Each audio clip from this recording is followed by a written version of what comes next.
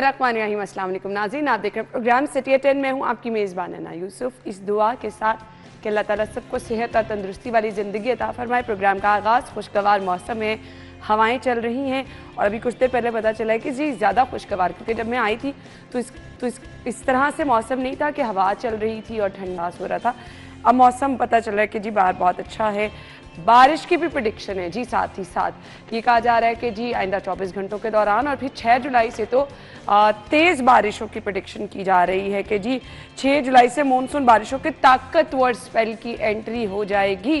तो इसके लिए बाकी लोगों को भी ताकत का मुजाहरा करना है, वासा को, सिटी डिस्ट्रिक्ट गवर्नमेंट को, ताकि लोगों को परेशानी का सामना ना हो। इसके साथ साथ एक और अच्छी खबर, और वो ये अच्छी खबर है कि शहर में पहली बार PHA क्या कर रहा है, होम डिलीवरी। अगर आपने किसी के घर फूल भेजने हैं, आप कहीं जा रहे हैं, तो PHA आपको ये सहूलत देगा जी। एक खूबसूरत सा बुके आपके घर पहुंच जाएगा। बट ये अभी लिमिटेड एरियाज़ में उन्होंने किया है, जो उनके इर्द गिर्द वाले हैं जी। गुलदस्ता एक कॉल पे आपके घर कैसे पहुंचेगा जी, इसके लिए आप कॉल करेंगे, बताएंगे जी। फ्लावर शॉप क्योंकि सुबह 9 बजे से रात 10 बजे तक खुल जाती है, तो शहरियों की खिदमात जो हैं वो शहरियों की खिदमात के लिए हाजिर होगी। अभी Gulberg Shadman jail road GOR में इस सर्विस का आगाज़ किया जा रहा है। सो अच्छी चीज़ है जी। अचानक से कभी आपके पास टाइम कम हो तो आपको फ्लावर्स चाहिए हो तो जी आप कॉल कर सकते हैं, आपके घर में पहुंच जाएंगे। आमिर रज़ा खान साहब, हसन अली ने आज हमें ज्वाइन किया है। अस्सलाम वालेकुम। आमिर भाई, कैसी लगी PHA की ये काविश? अच्छी है। पहले मोहल्ले में बच्चा ढूंढना पड़ता था हाथ पहुँचाने के लिए, फूल पहुँचाने के लिए, उसको कोई गोली टॉफ़ी देनी पड़ती थी। अब PHA ये काम कर दिया करेगी। यादें ताज़ा कर ली आपने अपनी? मैं यादें ताज़ा क्या कर ली, दुनिया की सबसे महंगी नर्सरी अगर कोई है तो वो PHA की है। आप ये मेन बुलेवार्ड वाली नर्सरी में चले जाएं एक दफ़ा, हालांकि ये सस्ती हो। हाँ, आमिर भाई को एक दफ़ा भेजा मैं गया हूँ, मैं अपनी मिसेस के साथ, बेटी के साथ गया था, सिर्फ ये देखने के लिए कि क्या PHA की नर्सरी से हमें सस्ते पौधे मिलेंगे। कैन यू बिलीव कि जो गमला और जो पौधा मार्केट में आप सिर्फ एक मिसाल 100 रुपये का है ना, वहाँ आपको 250 रुपये में मिलेगा। अच्छा, होना क्या चाहिए था वहाँ तो कि अगर आप PHA में गया है तो आप उससे कहें जी ये पौधा तो हमारी तरफ से है, आप अपने घर के अगर लॉन है तो लगाएं इसको, बिल्कुल ऐसे ही आपको तो प्रमोट करना चाहिए। लेकिन वहाँ पर जो फ्लावर शॉप बनी है, जहाँ वहाँ पर जो वो पोर्ट शॉप बनी है जिसमें वो मुख्तलिफ़ किस्म के गमले शमले वो बेचते हैं सरामिक्स के, और हमारी हंसी नहीं रुक रही थी जब वो हमें ब्रीफ कर रहे थे सारी चीज़ों को, क्योंकि हम उससे पहले एक करीबी सोसाइटी, मॉडल टाउन का नाम ले लेता हूँ, वहाँ की सोसाइटी से नर्सरी से होकर गए थे। वहाँ पौधे जो कि प्राइवेट नर्सरीज हैं, वहाँ पौधे सस्ते थे। PHA की उस नर्सरी के अंदर जो कि मेन बुलेवार्ड पे है, उसमें पौधे महंगे थे। तो मुझे बताएं, ये बुके शुके, ये फ्लावर शलावर, मैंने तो इसलिए बात ही बड़े लाइट मूड में शुरू की कि पहले बच्चा ढूंढना पड़ता था खत पहुँचाने के लिए, लेकिन अब ये PHA काम किया करेगा। नहीं आमिर भाई, यानी आप ये कह रहे हैं कंपैरेटिवली बाहर से फूल भी महंगे होंगे? ये महंगे होंगे, ये नेचुरली महंगे होंगे। तो फिर ये सहूलत तो ना रही ना भाई। आप मुझे बताएं, PHA में सबसे भारी तनख्वाह के ऊपर कौन लोग हैं जो ग्रीन बेल्ट्स पर बिल बोर्ड लगवाते हैं? सबसे भारी तनख्वाहों पे वो हैं। ऐसी है क्यों? क्योंकि वो तो पौधों को मार रहे हैं, वो तो चाहते ही नहीं है कि शहर के अंदर दरख्त लगे, वो तो चाहते हैं कि जहाँ पे भी जगह स्पेस मौजूद है वहाँ पे बिल बोर्ड लग जाए ताकि पैसा है। वहाँ पे अगर दरख्त होंगे तो दरख्तों में आपका कौन तलाश करेगा? पौधों के अंदर वो परिंदे मिलेंगे, फल मिलेंगे, फूल मिलेंगे। आपको ये बिल बोर्ड और ये वो जो हसीनाओं के वो होते हैं जलवे शलवे, वो तो नहीं मिलेंगे ना। आमिर भाई बात ठीक है वैसे आपकी, लेकिन अब बात फिर वही है कि ये बहुत सी कोरियर कंपनियां भी पहले से ये कर रही थी काम, अब ये PHA ने भी शुरू कर दिया। तो जैसे आमिर भाई ने कहा है कि ये मज़ीद महंगा ही होगा, सस्ता नहीं होगा, क्योंकि वो नर्सरी वाली बात मैंने ही आमिर भाई को वहाँ भेजा था और मशवरा दिया था कि आमिर भाई एक चक्कर वहाँ का लगा के। बिल्कुल सही कह रहा है, इसने नहीं कहा था कि चक्कर लगाएं, आपको पौधे अगर चाहिए तो वहाँ से। तो वो PHA वाली जो नर्सरी है, तो आमिर भाई ने मुझे अगले दिन आके पहले तो सलावातें सुनाई। अब जिस तरह से ना हमारा प्लांटेशन का एक प्लान है, हम कह रहे हैं मैक्सिमम तो PHA को तो ये मुफ्त चीजें शुरू करनी चाहिए, ये करनी चाहिए, वेलकम करना चाहिए। जो लोग आए उनको मुफ्त के पौधे अच्छे जो पौधे हैं ना, जो कम पानी इस्तेमाल करें और उनको प्रमोट करना चाहिए और वो देने चाहिए हर एक को, ताकि वो अपने अपने घरों में अपने लॉन में लगाएं और ये जो आलूदगी है इसमें कमी लाई जा सके, क्योंकि उसके बगैर गुजारा नहीं है। बिल्कुल। लेकिन यहाँ पे उल्टा काम हो रहा है, यहाँ पे महंगे दामों जो है वो हर चीज़ फ़रोख्त की जाती है और कोई पूछने वाला नहीं है। और सबसे बड़ी बात फिर वो ये कि ग्रीन बेल्ट्स की तबाही की जा रही है। ग्रीन बेल्ट्स को जब तक दोबारा से बहाल नहीं करेंगे अच्छे तरीके से, वहाँ पे पौधे नहीं लगाए जाएंगे, तब तक तो कुछ भी नहीं होगा। बिल्कुल ऐसे ही है। सो ये सहूलत अगर आपने शुरू की है, चलें जी, जो लोग इससे फ़ायदा उठाना चाहते हैं वो उठा सकते हैं। सम टाइम आपको जल्दी में भी फ्लावर्स चाहिए होते हैं, तो चलें उनके लिए सहूलत हो सकती है। अलबत्ता बाहर से जाके ले लेंगे, अपनी मर्ज़ी के ले लेंगे, ज़्यादा अच्छे मिल जाएंगे और शायद थोड़े सस्ते भी मिल जाए। आज की पहली खबर की तरफ आ रहे हैं। बिजली का सिंगल फेज मीटर भी महंगा, डिमांड नोटिस फीस 11,000 रुपये बढ़ गई है। सिंगल फेज कनेक्शन के लिए डिमांड नोटिस की कीमत 10 से बढ़ाकर 21,000, आम सिंगल फेज मीटर की कीमत 5,000, जबकि AMI की 16,000 रुपये कर दी गई है। हसन अली, बस ये मीटर नहीं मिलेंगे, महंगे ज़रूर हो जाएंगे। सिपरा साहब जो हैं वो अक्सर, मुझे लगता है ये यहाँ तक महंगा है ना, अगर फिर भी किसी ने लगवाना है तो इजाफी पैसे तो देने पड़ते हैं ना। वो तो देने पड़ते, देखें वो उसके बगैर तो गुजारा नहीं है। अगर किसी ने मीटर लगवाना है, वो सबसे पहला उनका ये होगा कि जी स्टॉक में मीटर मौजूद नहीं है। ऐसे ही है, बिल्कुल बिल्कुल, स्टोर में मीटर नहीं है। सिपरा साहब हर दूसरे तीसरे दिन हफ्ते में एक आध दफ़ा वो उनकी ये लाजमी खबर होती है। तो और जिसने लगवाना है वो बेचारा इजाफी पैसे देता, रिश्वत देता, ताकि उसका मीटर जो है वो लग जाए। तो अब सबसे पहला तो जवाब जो आएगा लेस्को की तरफ से वो यही आएगा कि जी मीटर मौजूद नहीं है। और मीटर अगर आपने लगवाना है तो फिर लाइनमैन से या लाइन सुपरिटेंडेंट से रब्ता करें अपने तौर पे, तब ये लग जाएगा। ये अवाम पे एक और बोझ जो है बिजली की कीमत में इजाफे के साथ साथ एक और बोझ जो है वो डाला जा रहा है। और बात फिर वही आ जाती है कि सिर्फ अपना जो अपनी जेबें भरने का प्रोग्राम है और कुछ भी नहीं है। आमिर भाई, देखिए पहली बात तो ये है कि ये वो मीटर नहीं है जिसको हम अभी सिंगल फेज मीटर हम जिसको जानते जो आम हैं, घरों में लगे होते हैं, जो अभी लगे हुए हैं। आमिर भाई ये बड़ा पुराना प्रोजेक्ट हो गया, अभी तक तो कहीं अच्छा नहीं, अच्छा ये ये तो अब क्योंकि लॉन्च हो गया और आपके देखें बहुत सारी चीज़ें लॉन्च हो रही है आपके, लॉन्च ही हो रही है ना आमिर भाई। सारी चीज़ें मैंने भी आज अच्छा, agree आप नहीं करता करें इस ना बात से। करें, करें या ना करें आपकी मर्जी है, लेकिन ये इस खबर के अंदर ही मौजूद है कि ये वो मीटर हैं जो AMI मीटर हैं, जिससे बिजली चोरी नहीं हो सकेगी, जिससे जिसकी बहुत सारी चीज़ें मॉनिटरिंग हैं। ऑनलाइन ये हो उसकी जाएगी, कीमत सारा है। कुछ हो जाएगा। ये उसकी कीमत है क्योंकि वो उसकी इजाफी कीमत कंपनी पे कर रही है, तो वो कंपनी किससे लेगी? आपसे लेगी। आमिर भाई बात आपकी ठीक है, मैंने मैं मान आपसे ली, ये नहीं कह रहा लेकिन हूं, मैं तो ये कह रहा लेस्को हूं के ही अफसरान और अहलकार देखिएगा वो चोरी करने का तरीका इसका भी बता देंगे आपको। सही कह रहे हैं, इसमें कोई दो राय भी नहीं। अच्छा वो दो राय तो हो सकती है लेकिन नहीं हो सकती, बट बहुत जो अच्छे काम हो रहे हैं ना, मैं हमेशा कहता हूँ उसको ज़रा कुछ तो अप्रिशिएट कर, यानी जैसे ये ऐप है अप्रिशिएटेबल है कि आप अपने अपने मीटर की खुद ले रीडिंग, खुद ले रीडिंग, आपको एतबार नहीं है ना जी मीटर रीडर पे, आप खुद ले लें रीडिंग। ये सही है, ठीक है, अच्छी बात है।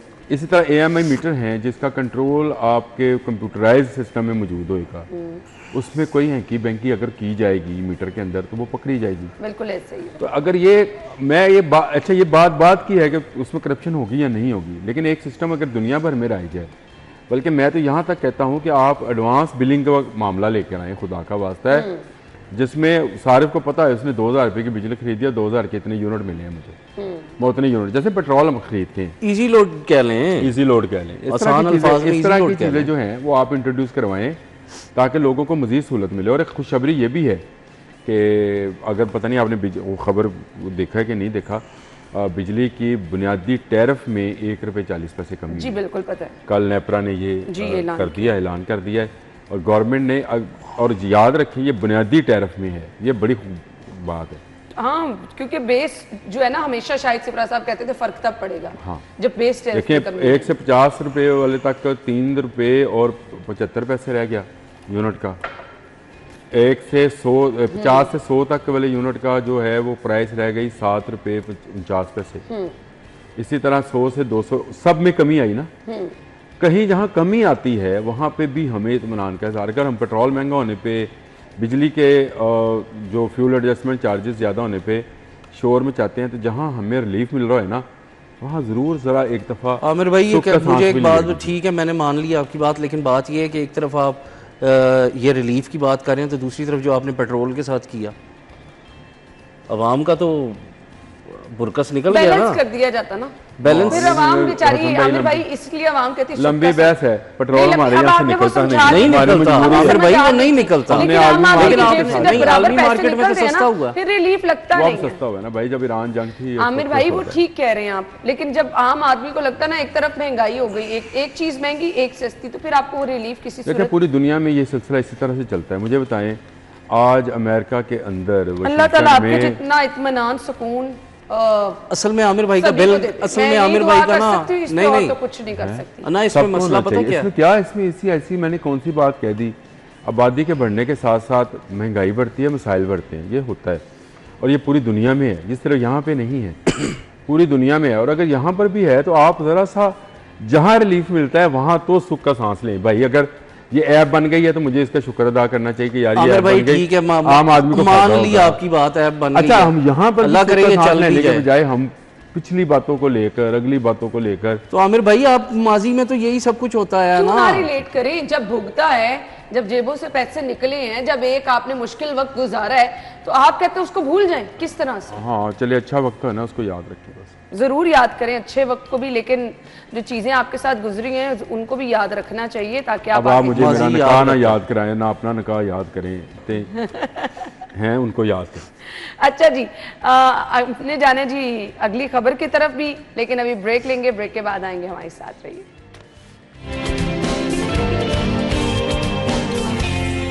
Welcome back. गैर मेयारी सिलेंडर्स वाली ट्रांसपोर्ट गाड़ियों के खिलाफ क्रैकडाउन। फिटनेस सर्टिफिकेट के बगैर गाड़ियां बस अड्डों से ना निकलने देने पर सख्ती से अमल दरामद कराया जाएगा। ऑफ रोड गाड़ियों की रूट और रजिस्ट्रेशन जब्त करने के अहकाम भी जारी किए गए हैं। अच्छा, ये तो एक कॉन्टिन्यूस प्रोसेस है जिस पे काम होते रहना चाहिए, आपकी टीम एक्टिव रहनी चाहिए, बट आई डोंट नो कि ये रह के क्यों ख्याल आता है कि कुछ ऐसा करना है। आमिर रजा खान साहब, मेरी पहली बात तो ये गैर म्यारी और गैर म्यारी क्या है? सिलेंडर वाली गाड़ी नहीं होनी चाहिए। बिल्कुल सही कहा आपने। देखें, आपको आपके साथ बेशुमार ऐसे हादसात आपके नज़रों के सामने से गुजरे हैं, इसके बावजूद अभी तक आपको ये समझ नहीं आई कि आपने ये म्यारी और गैर म्यारी का लफ्ज़ लिख कर आपने जिनकी दिहाड़ियाँ लगनी है उनकी दिहाड़ियाँ लगवाते हैं, क्योंकि वो कहते हैं जी ये आपका सिलेंडर गैर म्यारी है, लाओ सन बस ये हुनिया म्यारी लिख देने हैं। और उससे ख़तरा किसकी जान को है? आम लोगों की जान। बिल्कुल सही है। तो पहली बात तो यह है कि आप ये सिलेंडर बैन करें, आप ये सीएनजी स्टेशन बैन करें। सीएनजी तो है ही नहीं ना आमिर भाई, चले अब वो जो भी एलएनजी जो भी उसमें एलपीजी है, एलपीजी है, ये सारी चीज़ें ख़तरनाक हैं। इनको ट्रांसपोर्ट के अंदर, स्पेशली ट्रांसपोर्ट के अंदर, घरों में आप यूज़ करते हैं वो और चीज़ है, वो बाहर रखते हैं, वैसे भी अंदर वो भी नहीं रखना चाहिए सिलेंडर। गाड़ी में आपको पता है कि जो उसका रेशो वो है उसके ख़राब होने का वो ज़्यादा होता है, हमेशा ज़्यादा होता है, ऐसे ही है। तो मेरा ख्याल है कि ये गैर म्यारी और म्यारी वाला जो फ़र्क है ये इसको बैन करके ख़त्म कर देना चाहिए। दूसरा, या फिटनेस सर्टिफिकेट वाली बात, तो आपकी बात बिल्कुल दुरुस्त है, ये प्रोसेस है जो कि हमेशा चलते रहना चाहिए। आपको तमाम लाहौर से बाहर जाने वाली या लाहौर के अंदर आने वाली गाड़ियों को चेक होना लाजमी करार दे देना चाहिए। आमिर भाई ये तो बड़े अरसे से चल रहा है ये सिस्टम, ये आज का तो नहीं है, हमेशा यही कहा जाता है जी कि ये हर कुछ अरसे बाद इस तरह की खबरें भी सामने आती हैं, लेकिन इस पे बाकायदा तौर पे अमल दरामद तो नहीं होता। इसके लिए हसन उसने अन्ना ने बड़ा अच्छा लफ्ज़ बोला, मुझे वो इतनी अंग्रेजी में, on going process. On going process, on going process जो है ये रूटीन में होना चाहिए। आपको पता है कि आपकी गाड़ी अगर जाती है और वो हर माह उसकी चेकिंग नहीं हो रही है, तो आप उसको लौटवाएं ना। आपका वो जो डंडा जो उठता है इस तरह करके ऑटोमेटिकली वो उठना ही चाहिए, वो उठना ही चाहिए कि इसका भाई एक दिन का एक्सपायर है, चंद घंटे का एक्सपायर है, बिल्कुल, तो वो उठने नहीं चाहिए। उसको कह जी साइड पे ला, इन पहले जाके टेस्ट करा के लिया, जो मर्जी है। जब तक इसको इंटीग्रेटेड नहीं करेंगे आपके शहर के अंदर और बाहर जाने वाले रास्तों के साथ, और उसमें आप मेक श्योर नहीं कराएंगे लोगों को, तो मुझे बताएं, खासकर मैं उनकी बात कर रहा हूँ जो पब्लिक ट्रांसपोर्ट, जो बसेस हैं, जो आपके जो, और खास तौर पे जो नॉन एसी डीजल में चलती है नहीं, और इस पे खास तौर पे आमिर भाई जो नॉन एसी बसेज है ना, वो उनकी हालत तो आप देख लेना, तो अल्लाह माफ़ करे कि क्या हालात होते हैं और लोग किस तरह उस पर सफ़र करते हैं। एसी वाली तो चलें, फिर अब ये है कि वो ज़रा अपग्रेड हो गई हैं, क्योंकि लोग जो एसी वाले सफ़र करने वाले हैं उनको ज़रा सहूलत मिल जाती है, लेकिन जो नॉन एसी बसेज हैं उनको देख के तो बहुत ही मुश्किल बुरा है। हाल है। अच्छा जी, ठोकर नियाज बेग बस डिपो के लिए 8 अरब 9 करोड़ मंजूर किए गए। रेलवे स्टेशन पर बस डिपो के क्याम के लिए 1 अरब 62 करोड़, मुख्तलिफ इंटरनेशनल ट्रेनिंग प्रोग्राम की फिजिबिलिटी स्टडी के लिए 1 करोड़ 59 लाख रुपए जो है वो मंजूर हुए हैं। एक एक कमेंट कर दे, फिर अगली खबर पे चलें। ये बड़ी अच्छी बात है। अगर आप इसको लारी अड्डे से निकाल कर बाकी अड्डों पर, ये ठोकर वाला बनाया ही तभी गया था टर्मिनल, लेकिन ये पूरी तरह पता नहीं क्यों ऑपरेटिव नहीं हो सका। आमिर भाई माफिया नहीं ना होने देता। अच्छा ये हाँ ये सही कह रहा होगा, माफिया लेकिन देखे आप मुझे बताएं, यानी आप जो कुछ करना भी चाहते हैं वहां पे ये चीजें दो आड़े बड़ी आ जाती कंपनियां वहीं पे चली गई हैं ठोकर पे, दो बड़ी कंपनियां जो कि ट्रैवलिंग का काम करती हैं, लेकिन उनके आमिर भाई वो वहां जो चली अड्डे गई, हैं ना, लेकिन जो मेन गवर्नमेंट अड्डे- का है लेकिन मेन अड्डे उनके वहां पे ही हैं अभी भी, बंद रोड पे ही। बान रोड पे नहीं है मेन अड्डे भाई, मेन अड्डे वहीं पे, फैसल मूवर का भी वहीं पे है, और बाकी भी जो आप जिनकी बात कर रहे हैं। डेवो की मेरा बात कभी- कर नहीं रहे नहीं, डेवो तो एक मेन था। हैं। ये तो देखें, दो ही अड्डे वहां पे हैं, नहीं। बड़े अड्डे जो हैं। डेवो का तो ये था ना आमिर भाई कि वो जाहिर है ऐसी जगह पे अब मैं था। आपको फैसल मूवर डाइवर्स दो थे। फैसल मूवर वहां था, वो चला गया आपका, उसका सारा वो अपनी वो जितनी लेकिन इसमें ना सर्विसेज ये थी वहां ले गया, डाइवर भी ले गया, वहां से उन्होंने शटल सर्विस चला दी। अच्छा है, अच्छा अगर है, इसका आप बहुत शहर के अच्छा बाहर है। तरफ लेके जाएं ज्यादा अच्छा है। और आपने ये जितने पैसे नहीं, रखे फिर हैं, जितने पैसे हैं उनको इस्तेमाल भी तो करें वहां पे। वो इस्तेमाल सहूलियात सबसे भी मेन तो चीज सवाल ये ही है। ना। वहां पे सहूलियात नहीं है। नहीं है। अब वो मैं गया था ठोकर वाले पे एक दफ़ा, ना वहाँ रोड सही बनी हुई है, ना वहाँ पर आपको वॉशरूम सही मिलते हैं, नहीं ना मिलते। आपको बैठने की जगह सही है। तो मुझे बताएं, लोग मजबूर होकर क्या करते हैं, फिर वो प्राइवेट की तरफ चले जाते हैं। तो आप अगर सहूलियत देना शुरू करें तो लोग, मेरा ख्याल है, वापस जो गवर्नमेंट के अड्डे हैं बिल्कुल जहाँ पर बदमाशी नहीं होगी और जहाँ पर ज्यादा फेयर नहीं लिया जाएगा। देखो गवर्नमेंट अड्डों को होता क्या, वहाँ चेकिंग होती नहीं है, लिया जाता। ज्यादा नहीं लिया जाता। आमिर भाई मैंने कहा ये शायद आप बात कह ना रहे करें, हैं। कंट्रोल जो नहीं, वो एक लिस्ट मिनट, लगी होती है, एक उस मिनट। पे अमल कहीं नहीं नहीं, हो नहीं, रहा। कंट्रोल नहीं होता होता, है। नहीं होता। फिर भी होता आमिर भाई है, एक वहाँ मिनट check देखें, होता है। वो जो Check- जिना टर्मिनल ही बना था ना यतीम खाने के पास जो बनाया गया अच्छा, था। वैसे मैं आपको आम लोगों का तासुर private बता अड्डा रही था। हूँ कि ये पता चलता है कि जो किराएनामे लगे होते हैं उन पे अमल नहीं हो रहा। हाँ ये सही कह रहे हैं। नहीं होता। जो प्राइवेट अड्डे आप जितने कह रहे हैं हैं, थोड़ा होता है, ज्यादा जितने होता है। प्राइवेट अड्डे हैं वहाँ पे इसी तरह, मैं यही तो मैं सरकारी रोकता हूँ। और खास सरकारी तौर अड्डे पे नहीं, आपको सरकारी लारी पे अड्डे भी- पे नहीं है मिलेगा। आमिर भाई क्यों नहीं मिलता? तो जब भी ईद आती है, जब ये तो और चीज है, वो ये और आपका चीज ईद क्या आती है, मतलब ओवर हो जाती है क्योंकि सवारियां ज्यादा हो जाती हैं, बसें कम हो मैंने जाती हैं। नहीं तो मुलाजमत उससे से एक दफा उससे फिर सुना था कि किराए ज्यादा अपना वसूल किराया किए ज्यादा जाते हैं। लेने शुरू कर देना खैर, चाहिए। शौक से डॉक्टर्स हॉस्पिटल तक सड़क की तामीर का इफ्तिताह। शौक से डॉक्टर हॉस्पिटल सड़क 2 लेन पर मुश्तमिल होगी। शाहदीवाल चौक से गफ्फार चौक तक भी रोड की तामीर की जाएगी। आमिर भाई, ये अच्छी बात है, ये अल्टरनेट चाहिए था, बहुत जरूरी ये रोड पहले से मौजूद है, मैं ये नहीं कहता कि रोड नहीं है, लेकिन वो बड़ी कंजस्टेड सी छोटी सी रोड है। बहुत कम लोगों को वैसे भी उसका पता था कि शौक चौक से अगर आप राइट को टर्न मारे तो आप डॉक्टर हॉस्पिटल की तरफ निकल सकते हैं। तो ये अच्छी बात है, क्योंकि आपका वो बहुत ज्यादा LDA कम्प्लेक्स वाला जो रोड है, जी वो जो जो खोखर शौक चौक चौक वाली से जो है, साइड है ना, वो बहुत Busy ही road है। बहुत ही बहुत बिजी ज्यादा। हो बहुत गया। ज्यादा एक तो busy बिजी हो गया, दूसरा वहाँ आए रोज वो बैठ जाती है। अब उस पर मेरा खाली काम हो रहा है कि नहीं हो रहा मुझे नहीं पता, साल में 2 दफा तो काम होता है उस पर।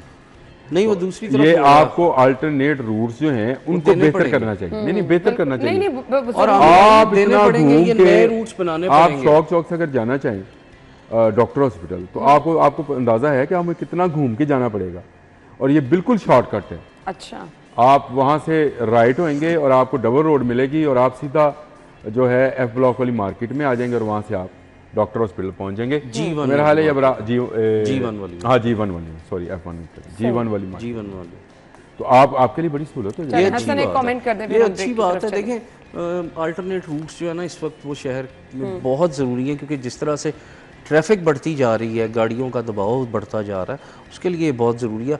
आप अपने यहीं ऑफिस से ही बाहर निकलें तो क्या हालात हुए होते हैं बिल्कुल ट्रैफिक ऐसे ही है। नहीं जी, मैं तो अप्रिशिएट इस चीज़ को करना चाहूँगी, कम से कम रोड्स की कुशादगी हो रही है, और जहाँ कहीं काम हो रहा है आमिर भाई, कुछ हमें काम में तेज़ी भी नज़र आ रही है, हमें वो काम स्लो भी नहीं नज़र आ रहा। 2-3 जगहों पर जहाँ कहीं पे भी देखा रोड्स बन रहे हैं, वो काम जल्दी जल्दी हो रहा है। तो ये अच्छी चीज़ है। अगर आप ट्रैफिक के दबाव को कंट्रोल करना चाहते हैं, कम करना चाहते हैं, तो टाइम टू टाइम आपको सड़कों को कुशादा भी करना है, अंडरपासेस भी बनाने हैं।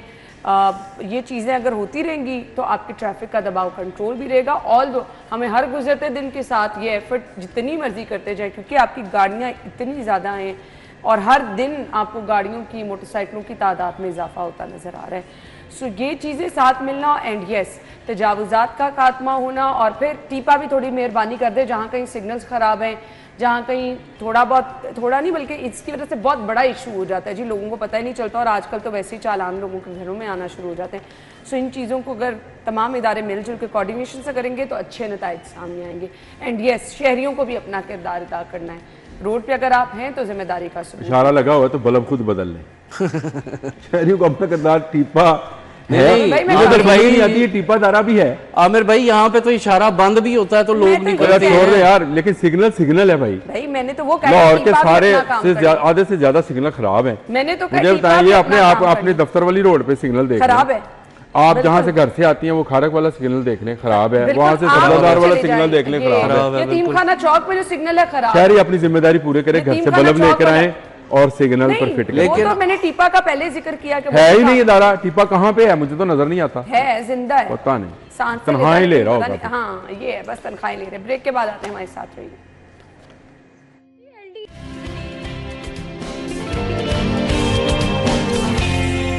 Welcome back once again. तो गुज़िश्ता दिनों हमने जिक्र किया था कि अस्पतालों में, आई थिंक मेयो हॉस्पिटल की इमरजेंसी में, पीड्स वार्ड में और फिर आपके आईसीयू में एसी जो थे वो बंद थे, और हमें एक मैसेज भी आ गया था जी चल चुके हैं, उसी टाइम आ गया था मैसेज। बट आज की खबर ये है कि सरकारी अस्पतालों के 6500 एसी गोदामों में बंद पड़े हैं। आमिर रजा खान साहब, ये मैंने उस दिन भी कहा था। हाँ जी, कि मेरा ख्याल और उस दिन फौरी मैसेज आ गया था जी पीआरओ साहब का। हाँ वो पीआरओ साहब को, वो उनका तो काम यही है ना, उनकी ड्यूटी है आपको। नहीं तो सही खबर की तस्दीक करें ना, हम भी माजरत कर ले सर, हमसे गलत खबर चल गई। डी ट्रैक करने के होते हैं, उनकी तनख्वाह ऐसी पे होती है कि आपको डी ट्रैक किया जाए। सर हम तो परेशान हो गए, लेकिन आपको अंदाजा नहीं है कि ये मैंने आपको कहा था कि बहुत बड़ी तादाद में, देखो अब आ गए ना 6,000, और ये 2023 और 24 के दौरान नहीं, आपको फिगर आ गए 6500 आमिर भाई, और 23-24 में खरीदे हुए हैं। और इस खबर में एक गलती और भी है कि आधी गर्मियां गुजर, और भाई पूरी गर्मियां गुजर गई, पूरी गर्मी गुजर गई। अब तो जुलाई में आप तो मानसून आ गया। मैं ना उस पे अब मुझे बताएं, गर्मी जब गुजर गई, जब ये मार्च अप्रैल मई जून जब गुजर गया, आधी गर्मी क्या पूरी गर्मी गुजर गई, और अभी तक इसकी इंस्टॉलेशन नहीं हुई। इसकी वजह सिर्फ ये है, वो है आपकी हुकूमत की नाअहली, आपके महकमा स्पेशलाइज्ड हेल्थ की नाअहली, और जिनको अदायगियाँ नहीं हुई वो कैसे इंस्टॉल करते हैं। जिनका एसी है, जिनका प्लांट है, आपको पता हम घर का भी एसी ले तो वो कहते हैं कंपनी का बंदा आएगा वो इंस्टॉल करके देगा, अगर आप अपने से करवाएंगे तो फिर हमारी कोई गारंटी नहीं है। ऐसे ही है। तो ये 6500 जिनसे खरीदे गए होंगे उन्होंने इंस्टॉल करना है, तो आप उनको किस्तें अदा करें और इसको इंस्टॉल आप वक्त पे करा लें। आप मुझे बताएं, ये सर्दियों में इंस्टॉल कराएंगे बिल्कुल, जिसका फायदा नहीं होगा। आमिर भाई कल और एक साल सर्दियों के बाद 6 माह जब गुजर जाएंगे, सॉरी मैं आपकी बात हसन भाई काट रहा हूँ, 6 माह जब गुजर जाएंगे तो फिर कहा जाएगा जी ये तो चल ही नहीं रहे, ये अब तो बेकार हो गया, ये तो अब हो गया, अब इसके लिए नया मरम्मती टेंडर जो है वो जारी किए जाए। ये ड्रामा है। 6500 जिस दिन आए थे, ये 6500 जमा ही नहीं होने चाहिए थे, ये तो बारी बारी आते आते लगते जाने, साथ लगने चाहिए थे। ये इस तरह से नहीं करना जब एसी खरीदे गए हैं तो बाकी कितने पैसे रह गए होंगे जिसकी वजह से काम जो रुका पड़ा है। हालांकि मैं इसमें एक चीज़ बताता हूँ आमिर भाई, आपको भी पता है कि बहुत सी जो कंपनियां इस वक्त वो अपने, हमने अगर घर के लिए एक एसी लेना तो वो इंस्टॉलेशन फ्री भी है, फ्री है। तो यहाँ पे क्या मुसीबत पड़ेगी? लेकिन आपने पैसे पूरे नहीं ना दिए होंगे। पैसे पूरे नहीं दिए ना, अपनी जेबें, फिर वही बात आ जाती है, फिर कह देंगे कि जी खिलाफ बात करते हैं, लेकिन हकीकत तो यही है ना, फिर क्यों नहीं पैसे पूरे दिए गए। और मैं कल, वो बाप की बात उस वक्त हो रही थी, मैं कल एक वीडियो देख रहा था फेसबुक पे, पता नहीं है वो सही है कि नहीं, वो म्यू हॉस्पिटल की फुटेज थी, उसमें लोग वहाँ पे एसी नहीं चल रहे थे, लोग अपने घरों से पेडिस्टल फैन उठा के लेके आए हुए थे। अंदाजा लगाएं यार हसन, मुझे तो उनकी नहीं समझ आ रही जिन्होंने हमें तस्दीक करके खबर भेजी थी कि जी ये नर्सरी में जहाँ पर चंद घंटे से लेकर चंद दिन के बच्चे होते हैं वहाँ पे नहीं, आईसीयू में नहीं, आईसीयू सर आईसीयू क्या इंतहाई इंटेंसिव केयर नहीं। तो फिर यहाँ पे क्या हो रहा होता है, यहाँ पे अब फिर वही बात है कि यहाँ पे ड्रामा पूरा किया जाता है जी के हॉस्पिटल का जो है वो भेस बदल के तो दौरा किया गया और लोगों की शिकायत नहीं, आई अप्रिशिएटेड। कल मरी का दौरा किया है, वो तो मौजूद हॉस्पिटल वो जिसमें वो नहीं वो जिसमें वो न्यू हॉस्पिटल जरा दूर है, मरी वाला नजदीक पड़ता था, उन्होंने कहा पहले नजदीक वाला हॉस्पिटल जो है जिसमें उसका दौरा किया जाए, लोगों से पूछा जाए आपको यहाँ कोई तकलीफ तो नहीं है, वो जिसमें कल वो किया गया है। और ये दूर पड़ता है, हो सकता है आते आते काफी टाइम लगे न्यू हॉस्पिटल, क्योंकि 8 क्लब से ज़्यादा ज़रा दूर है, इसलिए वो कोशिश ये होगी कि पहले नज़दीक वाले जब हॉस्पिटल। जीरो रूट मिले तो फिर न्यू हॉस्पिटल का रास्ता कितना मैं वही कह रहा हूँ कि बहुत दूर है, बहुत दूर है। मरी वाला नज़दीक था, पहले वहाँ चले गए हम। तो वही वो भी आपने देख ली होगी मरी की जो एक फुटेज और चल रही है हाथ हिलाने की। ये मैंने इस तरह की फुटेजेस में देखता नहीं। अच्छा अब ये है कि जी आपको मैंने कहा था कि बाकी अस्पतालों में भी चले जाएं, म्यू का तो हमने जिक्र किया था, सर्विसेज में, जिना में, वहाँ पे चिल्ड्रन भी- में, हाँ, चिल्ड्रन सबसे टीचिंग हॉस्पिटल सारे लिखे हुए हैं जी। वहाँ पे भी यही हालात है। जो एसी चल रहे हैं उनको क्योंकि कोई दोबारा से उस पे काम नहीं करता, उनकी साथ साथ अपग्रेडेशन नहीं होती, ये भी एक बहुत बड़ा इशू है। रूटीन में चलने वाली चीज जो है ना, उसको तो आपको साथ और साथ आपके देखिए, हमें घर याद का ऐसी होगा। है, आप उसको हर 2 माह के बाद 3 माह के बाद उसका फिल्टर निकालते हैं, उसको नहीं झाड़ते नहीं हैं, आमिर साफ भाई करते आजकल हैं। तो 15 दिन के बाद मैंने रूटीन बनाई हुई हाँ, है। ये 15 दिन के बाद आप कर लेते हैं साफ। मुझे बताएं इनके एसी के कब फिल्टर साफ हुए होंगे? किसी आपको को पता ही आप जो स्टाफ इस काम के लिए रखा गया होगा मेंटेनेंस के लिए, उसने कहाँ काम किया होगा? जो एडमिनिस्ट्रेटर या एडमन या एमएस या डीएमएस वहाँ रखे गए हैं, वो क्या काम करते होंगे? उनके कमरों के एसी बहुत कूल होंगे, लेकिन वार्ड्स में जो हाल है बहुत बुरा है। वार्ड्स में जो काम करने वाले डॉक्टर, पैरामेडिक, नर्सेज, मुझे उन पर भी वो कहता हूँ, मैं उनकी पहले भी जाहिर बात है सही है। लेकिन इसमें आमिर भाई एक चीज़ आपको भी याद होगी कि जब निगरान वज़ीर आला मोहसिन नकवी साहब थे, वो हॉस्पिटल में सबसे पहले जाके एसी के सामने खड़े होते थे, एसी चेक करते थे कि एसी चल रहा है कि नहीं चल रहा। हाँ, हवा यहाँ अच्छी आ चेक रही करना है है। ना किसी को, उन्होंने तो बेडशीट तक, वॉशरूम्स तक जाके check सारा कुछ किया ना। लेकिन अच्छी बात है, अगर मरी में हॉस्पिटल हो तो वहाँ एसी की जरूरत ही नहीं है। वहाँ तो जरूरत नहीं है, तो जहाँ पे जरूरत है वहाँ पे क्या कसूर है? पूरी गर्मी में इस वक्त तो है आमिर भाई बहुत बुरे कोई हालात। हाल नहीं। तो वहाँ जा अच्छा जी, सेहत आपके कार्ड दो-दो पर वज़ीर हैं, कुछ पंजाब हाल से नहीं। बाहर इलाज की सहूलत को खत्म कर दिया गया है। पंजाब के प्राइवेट अस्पतालों में आधा खर्च खुद बर्दाश्त करना होगा। हसन अली, देखें ये भी एक आवाम पे जुल्म है। मैं तो कहूँगा आम आदमी के ऊपर जुल्म है, जो बेचारा नहीं करवा सकता इलाज अपना, और सरकारी हॉस्पिटल्स में उस तरह से इलाज मौजूद नहीं है।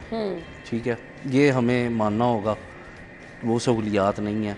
जल्दी इसमें- डॉक्टर्स ही अवेलेबल, नहीं एनेस्थीसिया का होते, डॉक्टर नहीं नहीं कहीं होते। मिलता सर। ठीक है, नहीं होते। और जितने सीनियर डॉक्टर्स हैं सारे प्राइवेट प्रैक्टिस करते हैं।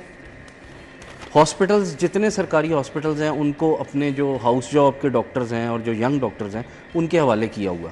तो कम से कम एक चीज़ थी, उसको रहने देते, इसमें और कोई चेंजिंग ला के इसको रहने देना चाहिए था मेरे ख्याल में। सहूलत को ख़त्म किया गया। आमिर भाई, ये सहूलत पहले थी। मुझे तो वैसे इस पे भी एतराज़ है, बहुत सारे लोग इस पे भी एतराज़ करते थे कि जी नहीं हो पा रहे देखिए, ऑपरेशन वगैरह। ये है एक लंबी बहस, और फिर उसके बाद दोनों आप जो हैं नहीं, हमारे पास अजीब- बहुत टाइम अजीब है, आप बातें कर लें करेंगे। लंबी बहस। आपने हमें आपकी बातें आपने सुनने की अपनी आदत मिसाल हो गई। देनी है कि मेरा हमें आपकी ऑपरेशन बातें हुआ सुनने की एक आदत मैंने हो मिनट। अपनी गई। मिसाल नहीं दी, न- मैंने नहीं। अपनी मिसाल नहीं देनी। हाँ जी, ये डॉक्टर यास्मीन राशिद के दौर में जब ये हेल्थ कार्ड जारी किए गए थे, तो उसमें बिलखुसूस प्राइवेट हॉस्पिटल्स को नवाजा गया था। वो जो भी उनका रेट था, उस रेट पर सारी चीज़ें जो थी उसको कंप्रोमाइज़ किया गया ताकि वो कमाई का ज़रिया बने। फ्री हुआ था। आप मुझे बताएं, फ्री नहीं होता था, वो देती तो गवर्नमेंट हमारे टैक्सेस से पैसे से ही देती तो है। आमिर भाई चलें, आम आदमी को लेकिन एक सहूलत लेकिन तो आम मिल रही आदमी थी को ना। सहूलत, भाई एक मिनट बात समझें, उन्होंने कब कहा है? आधा पैसा तो फिर भी गवर्नमेंट दे रही है। गायनी के कितने इशू सामने मुझे नहीं आए थे? पता, मेरा कि कभी हुआ अस्पतालों नहीं में कहते गायनी थे का गायनी। पेशेंट। अच्छा, नहीं, हमने यहाँ पे वीडियो मेरा कभी हुआ नहीं ना ऑडियो जी। रिकॉर्ड करके मुझे- आपका नहीं तो होना आप ही चलें, है। वो छोड़ दें ना। आपका बनना अब ही नहीं। आप चाहते ये हैं, आप मुझे बताएं नहीं। गायनी सर, उस का। टाइम पे हमारे आमिर भाई बहुत ना सारे करें, shows आप हुए ना थे, हर private बात में hospitals कहा बात गया ही था गलत कि है यहाँ पे आपकी। ये वाली सहूलत तो गायनी की दी जो नहीं आम जाती, आदमी को अगर ऑडियो सहूलत रिकॉर्ड है तो करके उसको हमने अपने रहने हाँ, तो शोज वही तो सुनाई, कार्ड, यही तो पर मतलब, तशहीर यही तो उसकी कार्ड का की घपला जाती था, थी। यही तो कार्ड का घपला था जी। जो खत्म किया गवर्नमेंट ने। मैं तो ठीक है। उसमें खुश हूँ। प्राइवेट हॉस्पिटल पे कहा है ना उन्होंने, आधे पैसे आप देंगे। आप अगर प्राइवेट इलाज कराना चाहते हैं तो दें, अगर आप सरकारी इलाज कराना चाहते हैं तो आप आमिर भाई तो छोड़ दें, सरकारी मुफ्त है आपके नहीं लिए। तो सरकारी अस्पतालों की हालात क्या बारी है? आती है सरकारी क्या, अस्पताल क्यों में। नहीं आती है? सर, आप आप जाएं, आप रहते हैं, फ्रांस ही आप जाके देखें, सर आपकी और बारी यार आ फ्रांस ही गई। भाई, जाके देखें आप। हर इसका सर, मतलब इतना ये है, इशू पता क्या है? आप ये एक दो दोनों की दफा बात नहीं है ना, मैंने तो आपको ये कहा जरा था झगड़ना है आप reference use दोनों ने। करके चले गए नहीं बारी नहीं आ ये गई। न्यू हॉस्पिटल चाहे आम आदमी ये न्यू कैसे हॉस्पिटल बोल भी रहे जिस और यार एक मिनट ठहर जा, सबको ठहर जा, पता है। ठहर जा, सर आप भी ठहर हमें जाएं पता है। और आम आदमी से पूछो उसके साथ आयशा क्या कहाँ होगा। पैदा हुई थी? प्राइवेट हॉस्पिटल में। जी बिल्कुल। आमना कहाँ पैदा हुई? सरकारी हॉस्पिटल में। आप आज से कितने साल पहले सर्विस हॉस्पिटल की बात नहीं, मैं पाकिस्तान बनने से पहले आमिर भाई तब भी आपने सिफारिश करवा ली होगी। कोई सिफारिश नहीं कराई। आज से आप 13 किसी से साल पहले की पूछें, बात आपका कर रहे हैं। सबसे बड़ा रिपोर्टर जाहिद चौधरी है जी, पूछे उससे कि मैंने सिफारिश कराई थी। आज से 12-13 साल पहले की बात कर रहे हैं। अभी जो रिसेंट आपका ऑपरेशन हुआ उसकी बात करें, 12 साल पहले ना सरकारी हॉस्पिटल से कराया। 12 साल आपने पहले किस ना दौर में करवाया मैंने था? भी सरकारी हॉस्पिटल से जी, नहीं, तो आपने जिस दौर में कराई, मैंने कोरोना के 21 दिन भी सरकारी हॉस्पिटल में काटे हैं। और यार मुझसे आप बात वो करते तो हैं। आपने बहुत मैं तो अच्छे कभी काटे प्राइवेट हैं। हॉस्पिटल में कभी वही गया नहीं। कोरोना बाकी लोगों ने मैं भी कभी भुगता, प्राइवेट जिनको हॉस्पिटल चेक में ही गया नहीं करता नहीं। था। आमिर भाई जाने दें, बाकी हमसे लोगों ने बात भी ना करें। सर्विसेज हॉस्पिटल में हमसे जिस बात ना वार्ड में करें। रहे हैं सबको पता लोगों है। को वहां से मेडिसिन नहीं मिलती थी, ये एक फ्रॉड था। उसी कोरोना के ये पेशेंट्स को कार्ड लोग ठीक है आमिर भाई, आपने नहीं मानना अपना माने। ऑक्सीजन आम नहीं आदमी को एक होती सहूलत मिल रही थी, नहीं, आपने आम भी आदमी बंद की कर सहूलत दी। नहीं, ये प्राइवेट हॉस्पिटल की सहूलत थी। तो उन्होंने प्राइवेट सर, आप आम आम आदमी आदमी 50,000 रुपए वाला सर, आप आम 50,000 आदमी रुपए नहीं वाला हैं। ऑपरेशन उन्होंने सर, 5 आप लाख का आम लिखवाया आदमी हुआ था नहीं इसमें। भाई ये उनकी सहूलत थी। आप आम आदमी नहीं, आप और जाहिद आप- साहब बड़े हाँ। जर्नलिस्ट हैं, आपको सहूलत मिल जाती है। आम हाँ आदमी जी, के आम मसाइल आदमी को आपको नहीं नहीं मिल पता। आम सर, आदमी मैं तो ब्रेक आपसे ले कहा लें जी, ब्रेक के बाद सरकारी आइए। हॉस्पिटल में हुआ।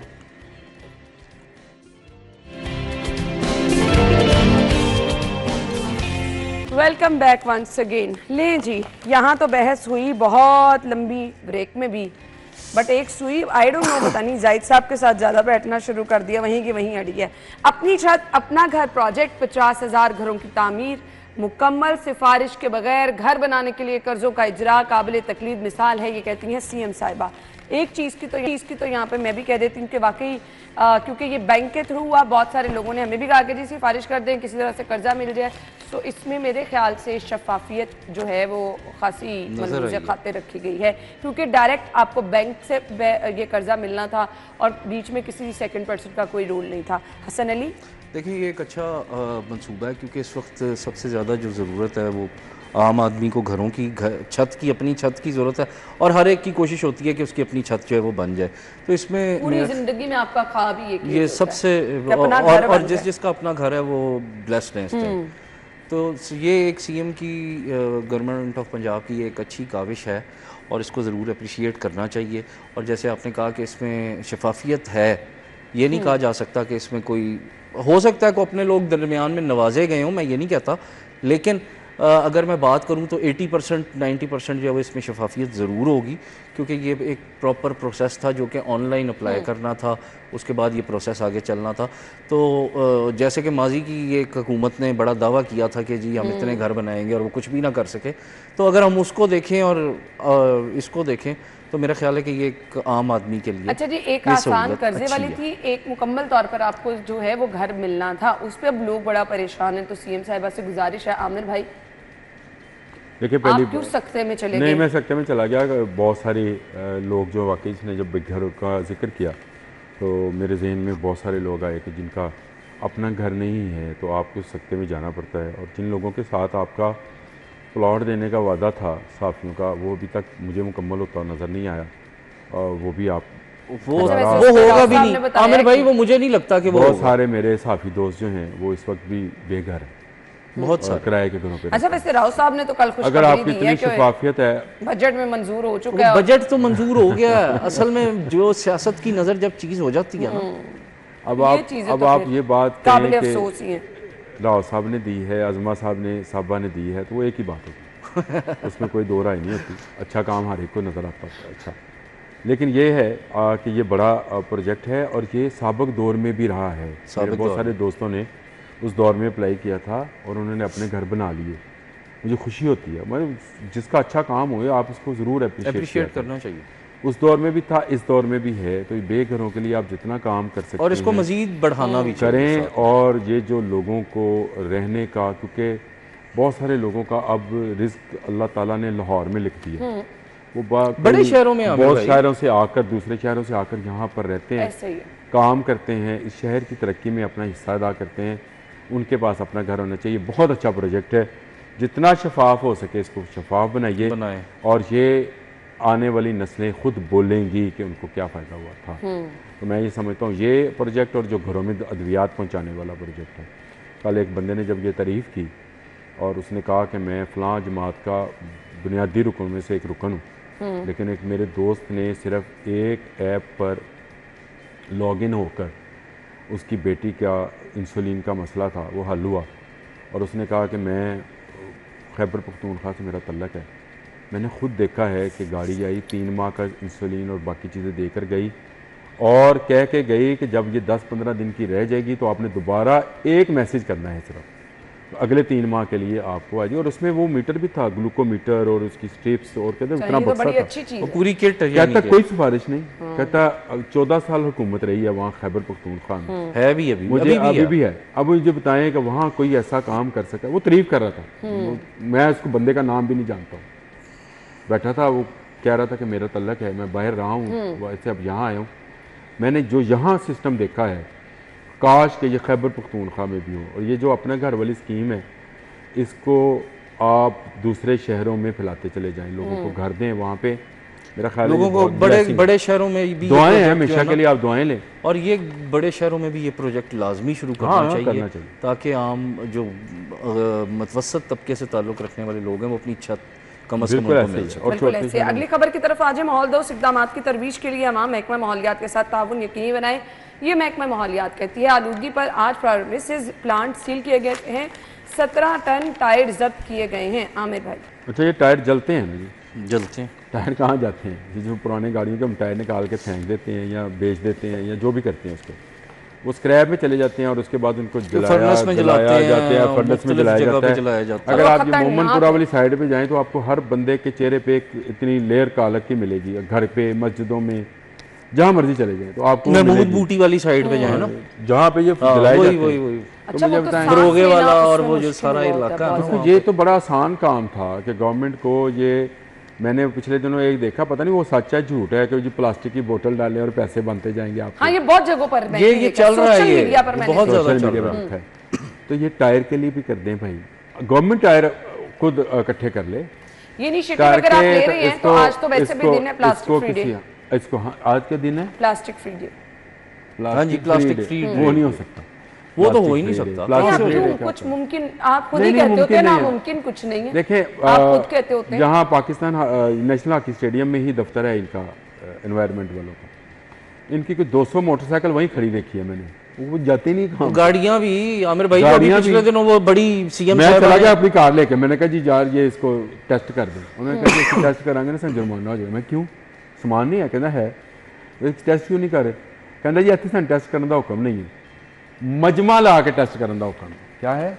मजमा लगा के, यानी कि लाइन लगा के। 2 किलोमीटर की लाइन लगी हो गाड़ियों वो की, फिर 2 किलोमीटर की लाइन अभी भी चले जाएं, मैंने आप देखी मॉडल है। टाउन चले जाएं, मैंने मैंने देखी। बहुत सारी जगह पे मॉल टाउन में, वहां वलेंसिया चले में मैंने जाएं। देखी। आप मुझे बताएं, आपको अंदाजा है कितने हजार लीटर पेट्रोल जलकर और सही कितना आप AC environment को बचा रहे हैं। तो एनवायरनमेंट के लिए आप उस मीटर तक पहुंचते हैं। है कोई तुक? मैं चला गया इनके दफ्तर चला गया, अल्लो जी गड्डी आगे चेक कर। 3 दिन पहले की बात है, सैकड़ों मोटरसाइकिलें खड़ी हैं, गाड़ियां खड़ी हैं, टेक्नीशियन मौजूद है। वो जो मशीन इनको बट जो काम जिसको मान ये लेते मशीन कहते हैं, वो टायर शॉप पे पड़ी है इंडिया में। वो मशीन मौजूद है, हर चीज़ मौजूद है। कहते हैं लेकिन ऐसे करांगे ना सर सान जुर्माना हो जाएगा, सानू लाइना मजमा ला के।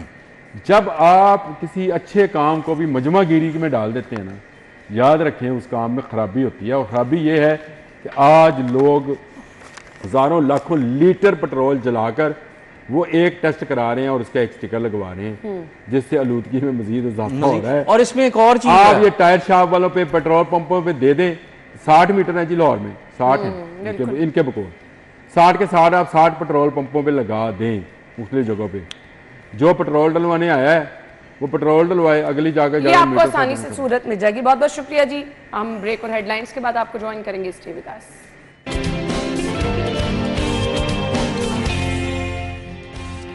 ब्रेक के बाद आपको एक बार फिर से खुश आमदीद कहेंगे। आज है जी 3 जुलाई और आज international plastic bag free day मनाया जा रहा है। प्लास्टिक बैग के नुकसानात क्या हैं, ये हम आपको टाइम टू टाइम मुख्तलिफ शोज़ करके बताते भी रहते हैं, शेयर भी करते रहते हैं। माहौलियात डिपार्टमेंट इसमें क्या कर रहा है, बट स्टिल इतनी काविशों के बावजूद आज भी आप किसी नाश्ता शॉप पे चले जाएं, आपको नाश्ता प्लास्टिक के बैग में लोग लेके जाते हुए नज़र आ रहे होंगे। और तो और हम देखते हैं कि बहुत ज़्यादा गर्म चीज़ें भी प्लास्टिक के बैग में लोग लेकर घरों में जा रहे हैं। फिर इसके साथ एक बहुत बड़ा इशू क्या है कि जी आजकल ये जो डिस्पोजेबल प्लास्टिक के बॉक्सेस आए हुए हैं वो भी उतने ही मुझे लगता है ख़तरनाक हैं। सो आज के दिन हमने इस चीज़ की हौसला शिकनी भी करनी है, लोगों तक इसके नुकसानात के बारे में भी बताना है और हमें मैक्सिमम खुद कोशिश करनी है कि हम इसका इस्तेमाल जितना कम कर सकते हैं करें। हमारे साथ साबिक सेक्रेटरी माहौलियात कमीशन और साबिक डायरेक्टर EPA पंजाब नसीमुर रहमान शाह साहब मौजूद हैं, उन्हें अपने प्रोग्राम में खुशामदीद कहेंगे। अस्सलाम वालेकुम सर। जी वालेकुम सलाम। बहुत बहुत शुक्रिया आपके वक्त के लिए। International plastic bag free day है, कितना ज़रूरी है ये दिन मनाना? देखिए, जब हम प्लास्टिक्स की बात करते हैं ना, वो तो बहुत ब्रॉड टर्म है, लेकिन आज के दिन के हवाले से हम ज़रा फोकस कर लें कि जिसमें प्लास्टिक शॉपिंग बैग की बात हो रही है।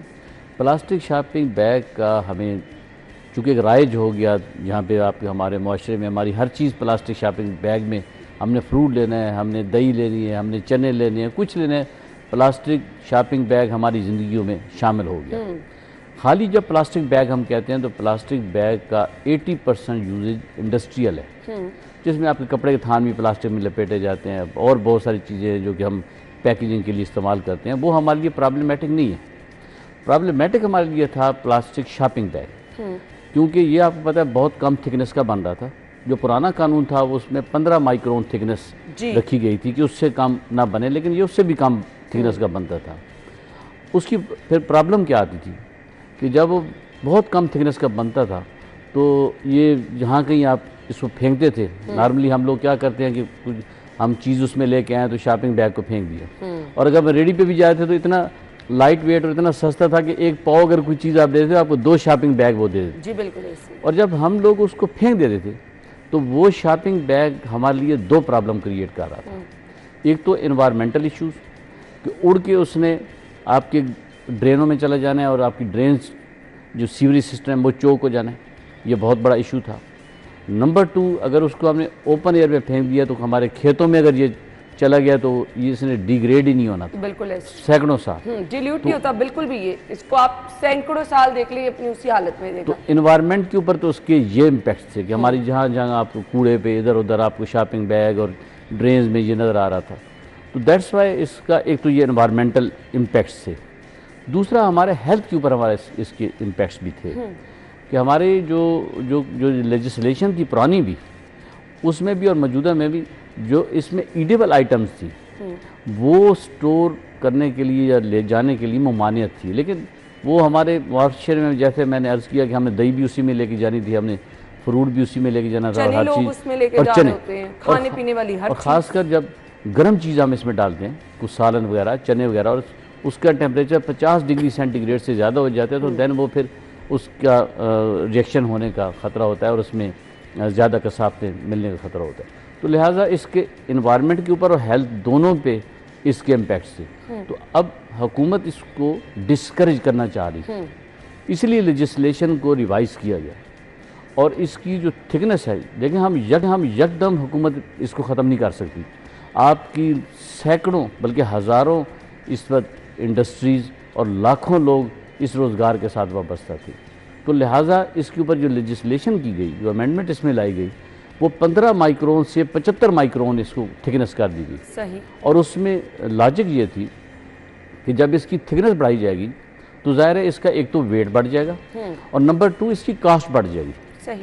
फिर आपका जो शॉपिंग बैग वाला दुकान वाला बंदा वो आपको फ्री में नहीं देगा, उसकी कोई कास्ट होगी, वो चार्ज करेगा, और जब उसका वेट बढ़ेगा तो फिर ये इस तरह उड़े फिरेगा भी नहीं। आप देखें ना, इसी तरह के प्लास्टिक शॉपिंग बैग जब हम किसी बड़े स्टोरों से बहुत अच्छी चीज़ें लेके आते हैं और बड़ा अच्छा वो भी प्लास्टिक का बैग होता है, हम उसको संभाल के रखते हैं, बट वो डिल्यूट हो जाता है, खुद पड़ा मतलब वो एक अलग चीज़ है, लेकिन हम उसको फेंकते नहीं है। जी बिल्कुल। हम उसको रीयूज़ करते हैं, बार बार यूज़ करते हैं हम उसको ना, वो तो वो कंसेप्ट ये था कि फौरी तौर पे बजाय इसके कि बिल्कुल ही आप इसको बैन कर देते, वो मुमकिन नहीं था। तो लिहाजा इसको थिकनेस बढ़ा के 75 माइक्रोन कर दी गई। और अब तो अवेयरनेस के लिए आपको पता है हुकूमत पंजाब बहुत ज़्यादा इसके ऊपर कर रही है कि लोगों को साथ साथ अवेयरनेस भी दी जाए, जहाँ लेजिस्लेशन है वहाँ साथ अवेयरनेस भी हो कि इसमें आप ईडेबल आइटम ना डालें। इसको इंडस्ट्री जो है वो उस एक जो थिकनेस मुकर्रर की गई है उसमें बनाए ताकि इसका यूज़ डिस्करेज हो। वो मैंने अर्ज़ किया ना, एक तो हमारे हेल्थ पे और इन्वायरमेंट पे जो इसके इम्पैक्ट्स हैं वो कम हो। जी बिल्कुल। इस तरह लेजिस्लेशन में तो प्लास्टिक शॉपिंग बैग के अलावा और भी बहुत सारी प्लास्टिक की आइटम्स इसमें डाली गई हैं जिनके ऊपर ममानियत भी है और उसके ऊपर लेजिस्लेशन भी है।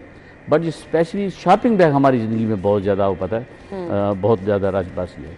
फिर जब हम प्लास्टिक की बात करते हैं ना, प्लास्टिक में हमारे लिए प्रॉब्लम कब आती है, आपकी बहुत सारी चीज़ें other than plastic shopping bag, जिसमें आपके ये गमले बनते हैं, जग बनते हैं, गिलास बनते हैं, कप्स बनते हैं, बहुत सारी चीज़ें बनती हैं।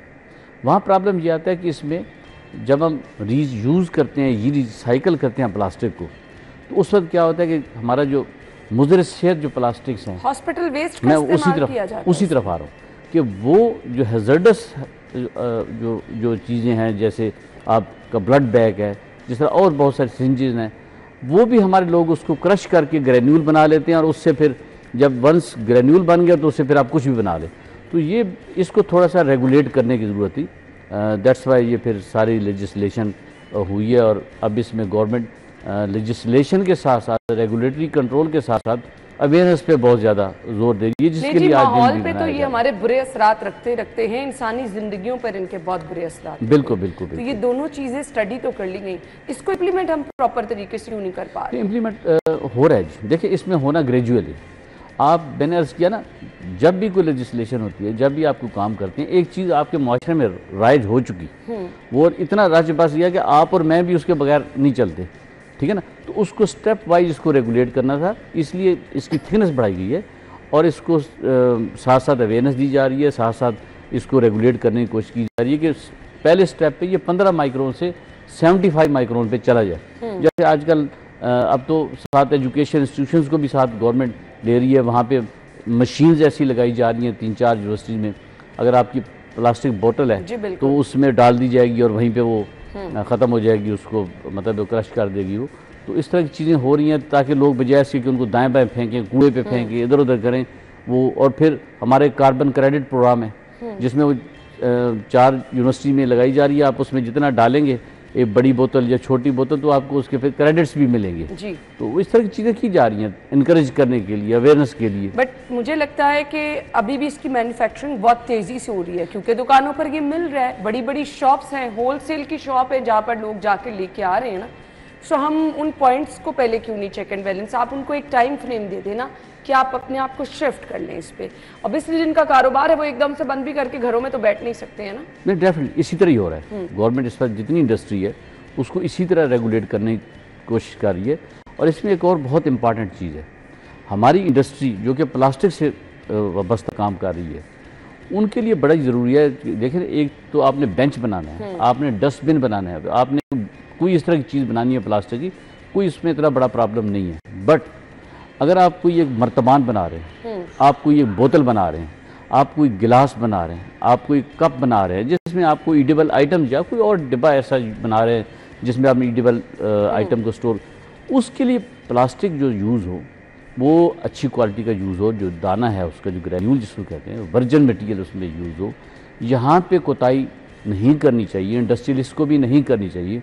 और ऐसी इंडस्ट्री जो इस तरह की कोई चीज़ करती है जिसमें वो सब स्टैंडर्ड या इस तरह का जो रिसाइकल्ड मटेरियल हैज़र्डस मटेरियल से ग्रैन्यूल से बना हुआ कोई ऐसा कोई बोतल बना लेते हैं या कोई ऐसा कप या गिलास या चम्मच या कोई चीज़ भी, तो इनके खिलाफ तो बहुत ज़्यादा सख्त कार्रवाई करनी चाहिए। और ऐसी इंडस्ट्री जो कि वर्जिन मटेरियल यूज़ करती है, अच्छी क्वालिटी का उसमें मटेरियल यूज़ करती है, उसको इनकरेज भी करना चाहिए। जी बिल्कुल। जहाँ कवानीन इजाज़त देते हैं उस इंडस्ट्री को थोड़ा सा हमारे जो रेगुलेटर्स हैं जो इसको रेगुलेट करवाते हैं, हमारे जो महकमे हैं, खासकर महकमा तहफ़्फ़ुज़ माहौल है या पंजाब फूड अथॉरिटी है या जो भी इसके कंसर्न महकमे हैं, उनको ये चाहिए कि जब उनके लोग इंडस्ट्री में जाते हैं तो इस चीज़ का ख्याल रखें कि ऐसी इंडस्ट्री जहाँ पे इन सारे रूल रेगुलेशन को फॉलो किया जा रहा है, वर्जिन मटेरियल और फूड क्वालिटी की चीज़ें बनाई जा रही हैं, उनको इनकरेज करें और उनको डिस्करेज करें, बल्कि उनको बैन करें, बंद करें, जो कि ईडेबल आइटम में स्टोर करने वाली कोई भी आइटम,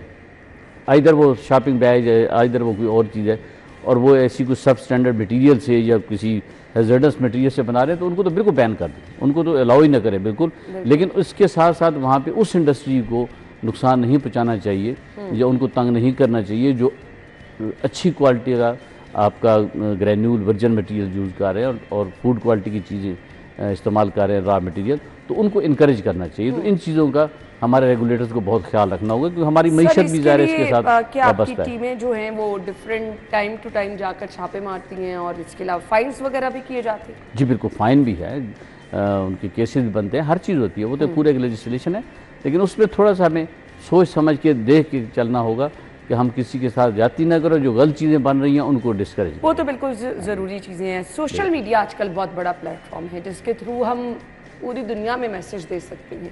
यानी आप कहीं पे भी अपना मैसेज जितनी जल्दी पहुंचाना चाह रहे हैं, मेरे ख्याल से सोशल मीडिया का अगर हम सहारा लें तो कुछ सोशल मीडिया पे भी ऐसी कैंपेन्स शुरू की गई? बिल्कुल है, बिल्कुल है। हमारा जो महकमा खासकर जो इन्वायरमेंट है और फूड अथॉरिटी दोनों, ये चूँकि पंजाब हुकूमत के महकमे हैं और इसमें वो बहुत ज़्यादा इसके ऊपर फोकस कर रहे हैं, और ख़ासकर जो हमारी पंजाब गवर्नमेंट है इस वक्त, वो आपको पता है इन्वायरमेंट के ऊपर बहुत ज़्यादा इस वक्त उन्होंने, यानी इन्वायरमेंट डिपार्टमेंट, मैं खुद चूँकि वहाँ पे रहा हूँ, मैं 35 साल वहाँ पे रहा हूँ, और 35 ईयर्स हमें तो प्रॉब्लम होता था कि हमारे पास तो कोई वसाइल नहीं होते थे, हम तो गाड़ी ही हमारे पास इस काबिल नहीं थी कि हम मूव कर सकें। मरियम औरंगजेब साहिबा ने खुसूसी स्क्वाड्स भी बनाए हैं, गाड़ियाँ भी हैं, मोटरसाइकिलें भी हैं। देखो, चीफ मिनिस्टर ने और चीफ जो सीनियर मिनिस्टर है मरियम औरंगजेब, इन्होंने कमाल कर दिया। तो इन्होंने बहुत ज़्यादा इस महकमे को वो कर रहे हैं, और इसी तरह और महकमों को भी कर रहे हैं, सिर्फ इसकी बात नहीं है। और इन्वायरमेंट के ऊपर तो आपको पता है हमारी जो इस वक्त बजट भी बहुत ज़्यादा आ रहा है। इससे पहले मैं मोहसिन नकवी साहब को भी अप्रिशिएट करूँगा, जब वो चीफ मिनिस्टर पंजाब ने, तो उन्होंने भी खासा इसके ऊपर काम किया है। लेकिन इन्होंने मौजूदा हुकूमत ने तो फिर वसाइल बहुत ज़्यादा दे दी, और ये ज़रूरी था।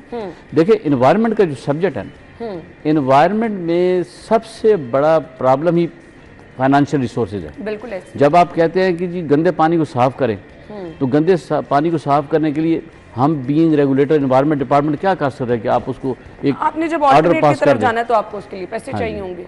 उसके लिए जैसे हमने ये वासा एमडी वासा को लाहौर में एक ईपीओ पास कर दिया कि जी आप पानी ट्रीट करके फेंके, और उसका केस जब अदालत में गया ट्राइब्यूनल में, तो वहाँ पे उसने कहा कि माय लॉर्ड एमडी वासा ने कहा मुझे तो 100 बिलियन रुपीज़ चाहिए, फिर ही मैं पानी को ट्रीट कर सकता हूँ, अदरवाइज तो मतलब इसमें बहुत ज़्यादा फाइनेंशियल रिसोर्सेज चाहिए।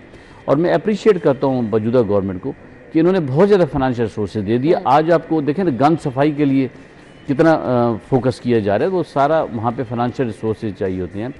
स्मोक के ऊपर इनके बहुत ज़्यादा ये काम कर रहे हैं, एयर क्वालिटी मॉनिटरिंग के लिए कर रहे हैं, तो इनको अप्रिशिएट करना चाहिए, और ये अच्छी बात है, क्योंकि वसाइल होंगे तो ऑल्टरनेट की तरफ आना है कि अगर एक चीज़ का आप खात्मा करने जा रहे हैं तो लोगों को ये भी बताएं कि उसका बेस्ट ऑल्टरनेट ये हो सकता है। एंड यस, जब आप ऑल्टरनेट पे जाते हैं ना, तो बड़ी शॉप्स में, इवन बड़े स्टोर्स में, फिर वो जो बैग है उसके पैसे वसूल किए जा रहे हैं। सो उसका कोई आसान हल भी निकाल। देखिए, आसान हल ये था कि जो पहले हम कपड़े का थैला इस्तेमाल किया करते थे, ठीक है ना, वो एक बेहतर सोल्यूशन था। अब यहाँ पे क्या हो रहा है, यहाँ पे एक चीज़ नासमझी की वजह से गलत भी हो रही है कि हम प्लास्टिक्स की बात करते हैं, हम पॉलीथीन बैग है, ये जो आप पॉलीथीन, ये जो आम बैग यूज़ होते हैं, इसको पॉलीथीन बैग है, हम पॉलीथीन बैग को डिस्करेज कर रहे हैं, और उन्हीं स्टोरों पे पैसे दे के हम पॉलीप्रोपिलीन का, देन अगेन वो प्लास्टिक है। ये पॉलीथीन बैग तो शायद आसानी से इसको रिसाइकल किया जा सकता है। पॉलीप्रोपिलीन का जो बैग है, जो आम स्टोरों पे मिल रहा है इस वक्त, वो लोगों को समझ नहीं है इसकी। वो जो कपड़े टाइप बैग है, वो कपड़ा नहीं होता, आप देखें ना, वो उसमें एक वो भी प्लास्टिक है, वही प्लास्टिक। प्योर कपड़ा एक मुख्तलिफ चीज़ है, आप अगर उसको गौर करें तो वो भी एक जाली जाली सी होती है, लेकिन वो पॉलीप्रोपिलीन वो भी प्लास्टिक है। अच्छा। और वो ज़्यादा प्रॉब्लमेटिक है एज़ कम्पेयर टू पॉलीथीन, उसकी मतलब मीन डिस्पोजल भी है उसकी है। तो इसके ऊपर थोड़ा सा फोकस करना चाहिए। हम कागज़ के थैले को प्रमोट नहीं कर सकते, कागज़ फिर आपका दरख्त आ जाता है उसमें, ट्रीज कटिंग आ जाती है उसमें। तो इसमें कपड़े का थैला एक बेहतरीन ऑप्शन है, और इंटरनेशनली इसको स्टडी करके जो बेस्ट ऑप्शन है वो करनी चाहिए। और प्लास्टिक का मैंने अर्ज़ किया कि प्लास्टिक का अगर वर्जन मटीरियल इस्तेमाल हो, अगर कानून के मुताबिक जो एक उसका साइज़ दिया गया उसके मुताबिक उसको बनाया जाए, देन इतना इसका प्रॉब्लम नहीं है, ठीक है ना। वो प्लास्टिक अब आपकी ज़िंदगी में शामिल हो चुका है। फ्यूचर प्लान्स क्या होने चाहिए अब हमारे? फ्यूचर प्लान तो ये होना चाहिए डेफिनेटली कि आप इसको जो एक हमारे जो एक्सपर्ट्स हैं, देखिए ना, यहाँ पे हमारी यूनिवर्सिटीज़ हैं, हमारी यूईटी है, जहाँ पे पॉलीमर का पूरा एक विंग है जी, वहाँ पे तकरीबन 9-10 के करीब इसके पीएचडीज बैठे हुए हैं, जो लोग वहाँ पे रिसर्च कर रहे हैं। जो उनकी हम पहले भी हमने 2017 से लेकर, चूँकि मैंने खुद प्लास्टिक पे बहुत काम किया, तो हमने उनको साथ लिया। इस तरह लम्स यूनिवर्सिटी है, इस तरह पंजाब यूनिवर्सिटी है, इनके एक्सपर्ट्स को साथ लें और उनको लेके प्लास्टिक आपकी ज़िंदगी में शामिल हो चुका हुआ है। आपकी ये स्क्रीन सामने खड़ी है, आपका ये सिस्टम है, आपकी गाड़ी है, आपकी हर चीज़ प्लास्टिक की ऐसे ही है। आप उससे ये भूल जाएं कि आप ऐसे करेंगे और ये प्लास्टिक ख़त्म हो जाएगा। तो इसको रेगुलेट करें। इसमें जो सबसे ज़्यादा फोकस करना चाहिए कि जो हैज़र्डस मटीरियल से, हॉस्पिटल वेस्ट से या हैज़र्डस इंडस्ट्रियल वेस्ट से अगर कोई चीज़ प्लास्टिक की रिसाइकल करके उसका ग्रेन्यूल बना के बनाई जाती है तो उस पर फोकस किया जाए कि वो अलाउ ना किया जाए। और जो हमारा शॉपिंग बैग है या कोई और मटीरियल बन रहा है तो वो एक जो अप्रूव्ड, जो सर्टिफाइड रॉ मटेरियल है उससे बनाया जाए और एक प्रॉपर तरीके से बनाया जाए उसके, ताकि उसका डायरेक्टली भी और इनडायरेक्टली भी, देखिए ना, आप जब एक चीज़ बन रही है और उसमें कोई कबाहत हो रही है, कोई उसमें पोल्यूशन हो रही है, कोई उसमें आलूदगी हो रही है, तो उसको भी रोकना है। और उस चीज़ के बनने के बाद अगर वो सब स्टैंडर्ड मटीरियल से बन गई, आप और मैं एक बर्तन लेके बैठे हुए हैं, डब्बा है, वो बना हुआ है हॉस्पिटल वेस्ट की ग्रेन्यूल से, तो ज़ाहिर है हम जो खाएंगे तो वो जहर बनता जाएगा हमारे लिए ना। तो वो दोनों लेवल्स के ऊपर इसको रेगुलेट करना पड़ेगा। आपका प्लास्टिक इतना आसानी से हमारी जिंदगियों से नहीं जा सकता, पूरी दुनिया में सही ये प्रॉब्लम है। तो इसको रेगुलेट करने की ज़रूरत है और इसको जो हमारी फील्ड फार्मेशन हैं और जो हमारे महकमे हैं उनको बार बार बताने की ज़रूरत है कि भाईजान आपने करना क्या है। आपने इंडस्ट्री में जाना है तो आपने क्या चीज़ चेक करनी है, आपने ये चेक करना है कि वो प्रॉपर बन रहा है, वर्जिन मटीरियल से है, उसमें कोई सब स्टैंडर्ड चीज़ नहीं है। तो देन उसमें आप ज़ाहिर जो कानून इस वक्त है कि शॉपिंग बैग 75 माइक्रोन तक बन सकता है तो उसको तो ज़ाहिर अलाउ करना होगा, उसको फॉलो भी करना होगा। और मेरे ख्याल से थोड़ा सा टीम को भी जो है बात जाके देखना है कि इस पर इम्प्लीमेंट हो रहा है नहीं हो रहा, अदरवाइज इंतहाई खतरनाक है। और एक चीज़ मैं ऐड करूँगा, जी जी, जो हम इंडिविजुअल्स हैं, हम शॉपिंग बैग यूज़ करते हैं, वेदर वो जितनी मर्जी थिकनेस का, गलत ले आए सही ले आए, अगर उस शॉपिंग बैग को आप अगर लाइट वेट भी है, आप गिरा लगा के आप डस्टबिन में डाल दें, कभी नहीं उड़ेगा। सही, आप ऐसे फेंक देंगे तो वो आपके लिए अदाब बन जाएगा, सड़कों पर पड़ा होगा, सीवरेज में पड़ा होगा, खेतों में पड़ा होगा। तो इस तरह छोटी छोटी चीज़ें हमें खुद भी करनी चाहिए। ये तो बिल्कुल हमारा अपना रोल होना और प्लास्टिक को आग नहीं लगानी चाहिए। हम क्या करते हैं, हम कूड़ा इकट्ठा करते हैं अपनी गलियों में और हमारे लोग या हम खुद उसके ऊपर कोई प्लास्टिक या शॉपिंग बैग या कुछ चीज़ फेंकते हैं, उसको आग लगी, वो आग जल्दी वो पकड़ लेता है। तो वो उसमें डाई एक्शन गैसेस प्रोड्यूस होती हैं। हम एहतजाज करते हैं, कोई इशू होता है हमारा, कोई जला देते हैं, वो सबसे पहले तो वो जो 7 लोग खड़े होते हैं वो उसको इनहेल कर रहे होते हैं और वो कैंसरस है, वहाँ डाई एक्शन गैसेज प्रोड्यूस होती हैं। तो हमें इंडिविजुअल लेवल पे खुद भी कूड़े को आग नहीं लगानी चाहिए, हमें टायरों को आग नहीं लगानी चाहिए और इन चीज़ों का खुद भी ख्याल रखना चाहिए। बिल्कुल, बहुत बहुत शुक्रिया जी आपके इस मैसेज के लिए भी। और वी होप कि हम सब मिलकर इसके लिए, क्योंकि अगर हमारा माहौल साफ़ सुथरा रहेगा, हम ताज़ा हवा में सांस लेंगे तो हम तंदुरुस्त भी रह सकेंगे। सो इस चीज़ की हमें हौसला शिकनी भी करनी है और ख़ुद एज इंडिविजुअल यहाँ से हमें आगाज़ करना है ताकि हमारी आने वाली नस्लें महफूज रह सकें, हम उनको महफूज माहौल दे सकें। थैंक यू सो मच, आपके टाइम का शुक्रिया। ब्रेक के बाद ज्वाइन करेंगे।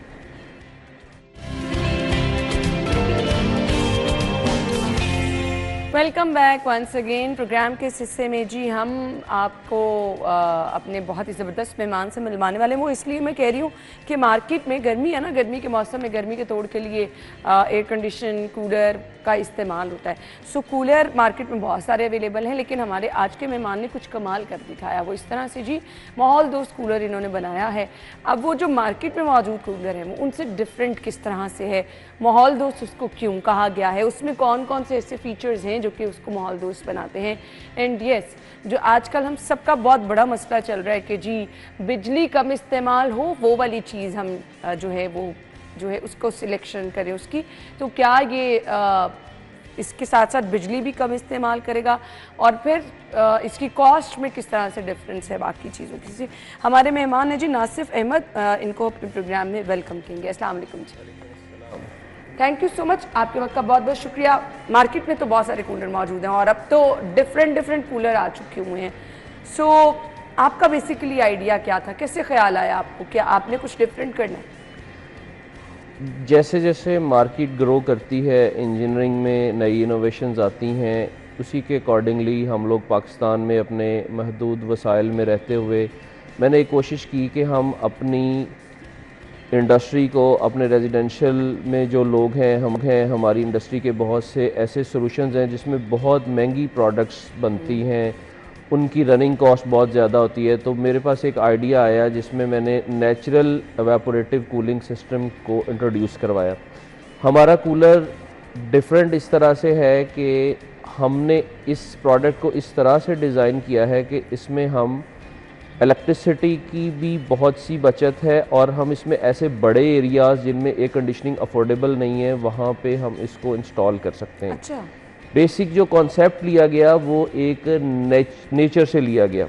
यू सी, जैसे शहद की मक्खियों का एक छत्ता होता है तो उसमें शहद वो बहुत देर तक प्रिजर्व रहता है, तो हम लोग इसमें हनीकॉम कूलिंग पैड्स यूज़ करते हैं। जो बेसिक टेक्नोलॉजी हमने इंट्रोड्यूस करवाई वो हनीकॉम कूलिंग पैड्स हैं, जो कि एक ट्रेडिशनल खस को रिप्लेस करते हैं। इसका वर्किंग फिनोमेना थोड़ा सा ये है कि जैसे आप किसी नहर के किनारे या नदी के किनारे या दरिया के किनारे खड़े होते हैं तो आप फील करते हैं कि वहाँ पे हवा ठंडी है। तो वो हवा ठंडी इसलिए होती है कि वहाँ पे नेचुरल एवेपोरेशन हो रही है। तो हमने नेचर से इस कॉन्सेप्ट को लिया और हमने एवेपोरेटिव कूलिंग सिस्टम को एक बॉक्स में, यू कैन से, कि हमने उसको बंद कर दिया। तो एवेपोरेटिव कूलिंग सिस्टम का वर्किंग प्रिंसिपल सेम वही नेचुरल कूलिंग सिस्टम है। एक साइड से आपकी वाटर शॉवर होता है, और जो पैड हमने बनाए हैं जो स्पेशली इस कूलर में हमने लगाए हैं, जब उसमें से एयर पास थ्रू होती है तो नेचुरल एवेपोरेशन होती है, और जब एवेपोरेशन होती है तो उससे आपका पानी भी ठंडा होता है और आपकी एयर ठंडी होती है। उसके बाद इसमें एक स्पेशल डिज़ाइन फ़ैन लगा हुआ होता है जो कि बहुत कम एनर्जी कंज्यूम करता है, और इसको वो फिर थ्रो कर देता है आपके कंडीशन स्पेस में। ठीक है। ये एनवायरनमेंट फ्रेंडली है। एनवायरनमेंट फ्रेंडली इसको इस तरह से कहा जा सकता है कि जो हमारी ट्रेडिशनल एयर कंडीशनिंग है उसमें बहुत सी गैसेस यूज़ होती हैं, और जो गैसेस हैं वो एनवायरनमेंट फ्रेंडली नहीं है, हमारी ओजोन लेयर को भी डैमेज करती हैं। तो ये एक नेचुरल कूलिंग प्रोसेस के अकॉर्डिंगली थ्रू कूलिंग पैड्स हमने इस कूलर को इंट्रोड्यूस करवाया। अगर आप देखें आज से कोई 15-20 साल पहले तो हमारे एयर कंडीशनिंग के ऐसे ट्रेंड नहीं थे, पूरे पाकिस्तान में बिजली भी नहीं थी, तो लोग छतों पे सोते थे और वो चादरें भिगो के और वो ऊपर लेते थे अपनी गर्मी की शिद्दत को कम करने के लिए। तो इस प्रोडक्ट में आप अगर किसी कंडीशन स्पेस में, अपने घर में, अपने वर्किंग इन्वायरमेंट में जब आप ये प्रोडक्ट इस्तेमाल करते हैं तो इट्स सेम लाइक एज कि आप 100% फ्रेश एयर यूज़ कर रहे हैं, जो कि हेल्थ बेनिफिट्स भी हैं उसके। एयर जब भी रिसाइकल होती है तो उसमें जर्म्स होते हैं, उसमें डस्ट होती है, उसमें और बहुत सी चीज़ें होती हैं, बट ये प्रोडक्ट यूनिक इसलिए है कि इसमें 100% फ्रेश एयर के ऊपर आपका सिस्टम चलता है और आपको एक कंट्रोल्ड इन्वायरमेंट टेम्परेचर देता है। ठीक है। एक्चुअली आप इसको फीचर्स इसके बड़े ज़बरदस्त बता रहे हैं, बट वो जो मैंने जिक्र किया कि बिजली कम इस्तेमाल करती, वो किस तरह से?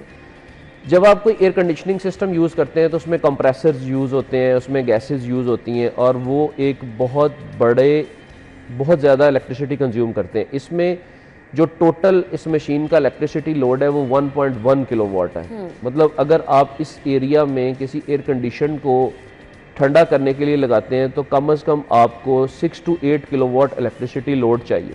इसमें जो फैंस हैं वो इस तरह से डिज़ाइन किए गए हैं, क्योंकि इसमें कंप्रेसर नहीं है। कंप्रेसर्स जो होते हैं वो इलेक्ट्रिसिटी बहुत ज़्यादा कंज्यूम करते हैं, इलेक्ट्रिसिटी से चलने वाली आइटम्स बहुत ज़्यादा होती हैं। इसमें नेचुरली ही एक प्रोसेस किया गया है और नेचुरल प्रोसेस को लिया गया है, और इसमें जो फैंस हैं वो इस हाई परफॉर्मेंस के ऊपर डिज़ाइन किए गए हैं। लेट्स से अगर आप ट्रेडिशनल कूलर चलने वाले, इन सिंपल वर्ड्स, अगर आप 10 या 12 कूलर्स किसी एक हॉल के लिए इस्तेमाल करते हैं तो वहाँ पे ये आप एक प्रोडक्ट यूज़ कर सकते हैं। अच्छा। जी, क्योंकि इसकी परफॉर्मेंस और एफिशिएंसी बहुत ज़्यादा है। इसको कॉम्पैक्ट बनाया गया बट एफिशिएंट बनाया गया है, दैट्स वाई ये इसकी इलेक्ट्रिसिटी कंजप्शन बहुत कम है। बहुत से बड़े एरियाज़ जैसे इंडस्ट्रीज़ हैं, आजकल कमर्शियल किचन्स आ रहे हैं, इसके अलावा प्रोडक्शन हॉल्स हैं, और हमारी कुछ लैब्स हैं, इवन जो हमारी कम्युनिकेशंस की लैब्स हैं, हमारी जो पोल्ट्री के इक्विपमेंट हैं, उसमें भी हम इस एवापोरेटिव कूलिंग सिस्टम को यूज़ करते हैं। अगर ये 10 कूलर की रिप्लेसमेंट एक कूलर है तो इसकी कीमत का बहुत ज़्यादा है। देखिए, अगर आप 10 कूलर के अकॉर्डिंगली किसी एक कूलर को कंपेयर करें तो उनके अकॉर्डिंगली इसकी प्राइस बिल्कुल भी ज़्यादा नहीं।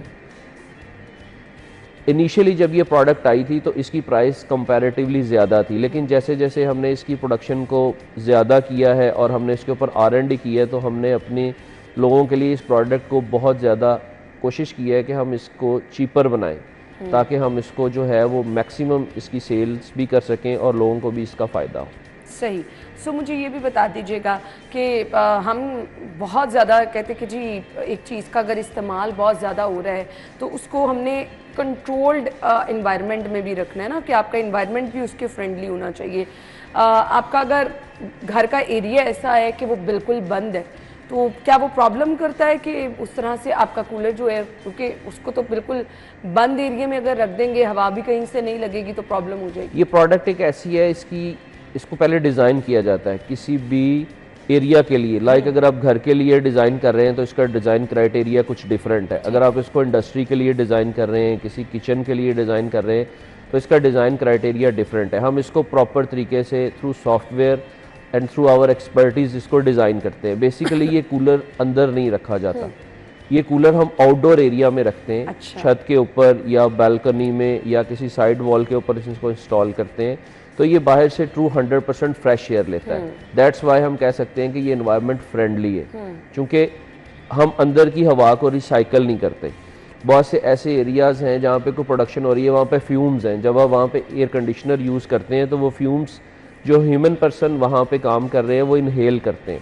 तो हम इसको बाहर से लगाते हैं और इसको प्रॉपर वेंटिलेशन देते हैं। जब वेंटिलेशन देते हैं तो आपके एरिया का टेम्परेचर भी कूल डाउन हो जाता है और आपको उसके रिजल्ट्स भी बहुत अच्छे मिलते हैं और सफोकेशन नहीं होती। अच्छा, माहौल दो उसके साथ साथ इको फ्रेंडली कुछ कूलर्स ऐसे होते हैं उसकी आवाज़ बहुत ज़्यादा होती है, वैसे बंदा इरिटेट हो रहा होता है। नो मैम, चूँकि ये हमारा इक्विपमेंट सुपर साउंड प्रूफ है।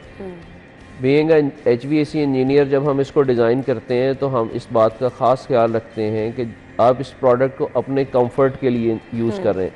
अगर आप साउंड से डिस्कम्फर्ट हो जाते हैं तो फिर तो इसका ऐसा फ़ायदा ही नहीं है। और सेकंड वन, ये चूँकि प्रोडक्ट दूर लगी होती है और अंदर एयर में डक्ट्स लगी होती हैं, तो थ्रू डक्ट्स जो है वो एयर आती है, तो ये सुपर साउंड प्रूफ होती है।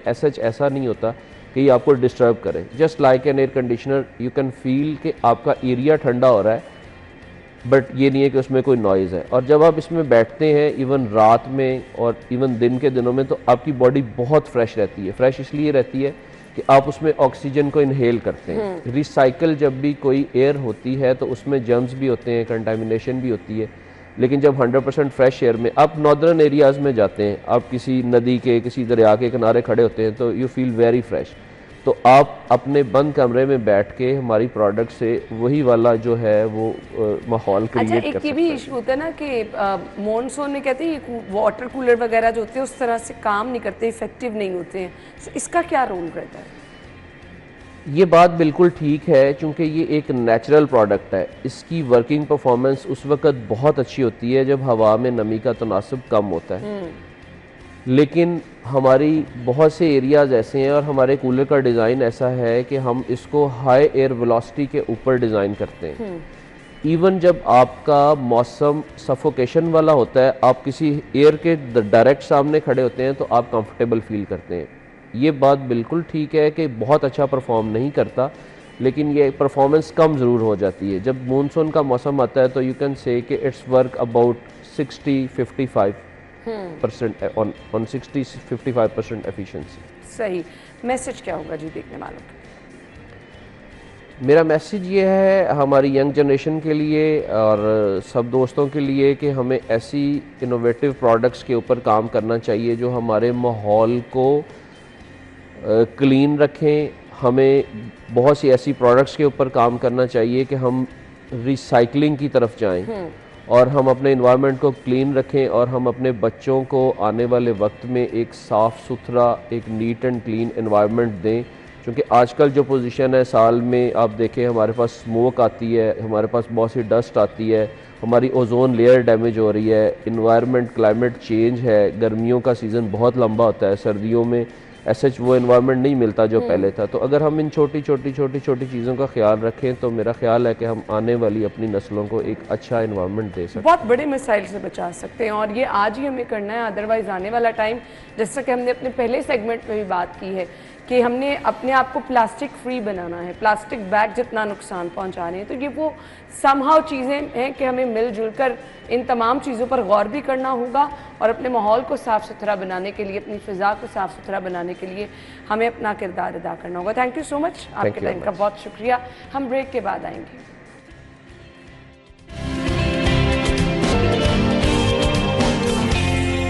Welcome back. आज है 3 जुलाई, जिनकी बर्थडे उनको विश करने जा रहे हैं। और अगर आपकी सालगिरह कल है, आप पिक्चर्स भिजवाएं, प्रोग्राम का हिस्सा बन सकते हैं। जी, हयात फारूक की सालगिरह है और इसके साथ मोहम्मद आसिम, मोहम्मद दाऊद, सफ़ा आसिफ और सिला शेख। आप लोगों को मुबारकबाद, हैप्पी बर्थडे।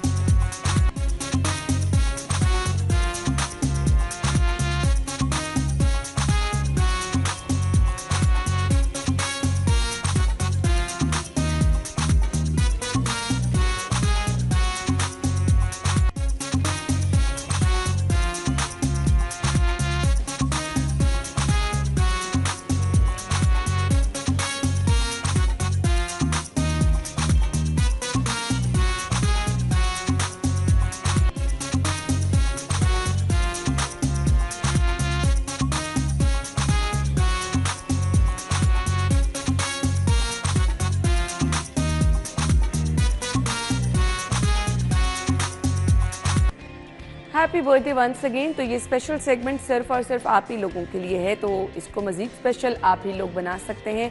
अगर आप चाहते हैं कि जी आपकी बर्थडे भी इसी तरह से स्पेशल हो, आपने क्या करना है जी, स्क्रीन पर नंबर दिखा दें, आप इस पर अपनी पिक्चर्स हमें भेजेंगे अपने नाम के साथ और प्रोग्राम में आपको भी शामिल कर लिया जाएगा। ना सिर्फ आपको, अगर आपके घर में किसी की बर्थडे है, आपके किसी लव वन की बर्थडे है, बहन भाइयों में किसी की बर्थडे, आप उनको बहुत स्पेशल फील कराना चाहते हैं, तो जी हमारी इस वक्त टेलीफोन लाइन, व्हाट्सएप लाइन्स खुली हैं जी। आप मैसेज अभी भी कर सकते हैं और कल के प्रोग्राम में शामिल हो सकते हैं। जितनी जल्दी आप पिक्चर्स भेजेंगे उतनी जल्दी आपका नाम शामिल कर लिया जाएगा। अभी हमने जाना एक ब्रेक की तरफ और ब्रेक के बाद वापस आएंगे, सेगमेंट्स का सिलसिला आगे बढ़ाएंगे। आपने कहीं नहीं जाना, हमारे साथ ही रहना। Welcome back. सो हमारे सेगमेंट्स कुछ इस तरह के होते हैं कि हम चाहते हैं कि आपको किसी भी किस्म की प्रॉब्लम ना हो, आप घर बैठे हैं, आपके लिए आसानी हो जाए। सो इस टाइम सब लोग डिसाइड कर रहे होते हैं कि घर में खाना क्या बनाना है। तो खाना बनाने के लिए आपको ऑब्वियसली सब्जियां वगैरह ख़रीदनी पड़ती हैं, या अगर आप सब्ज़ी नहीं भी बना रहे तो कुछ भी बनाने के लिए आपको लहसुन, अदरक, प्याज तो ख़रीदना पड़ता है। मार्केट अगर आप जाते हैं तो रेट सुनकर परेशान हो जाते हैं, तो हम चाहते हैं आप घर से ही माइंड बना के जाए ताकि वहाँ जाके आपको परेशानी ना हो। अच्छा जी, आज की रेट लिस्ट हमने आपको बतानी है, तो इसके लिए सेगमेंट शामिल करेंगे आज के भाव।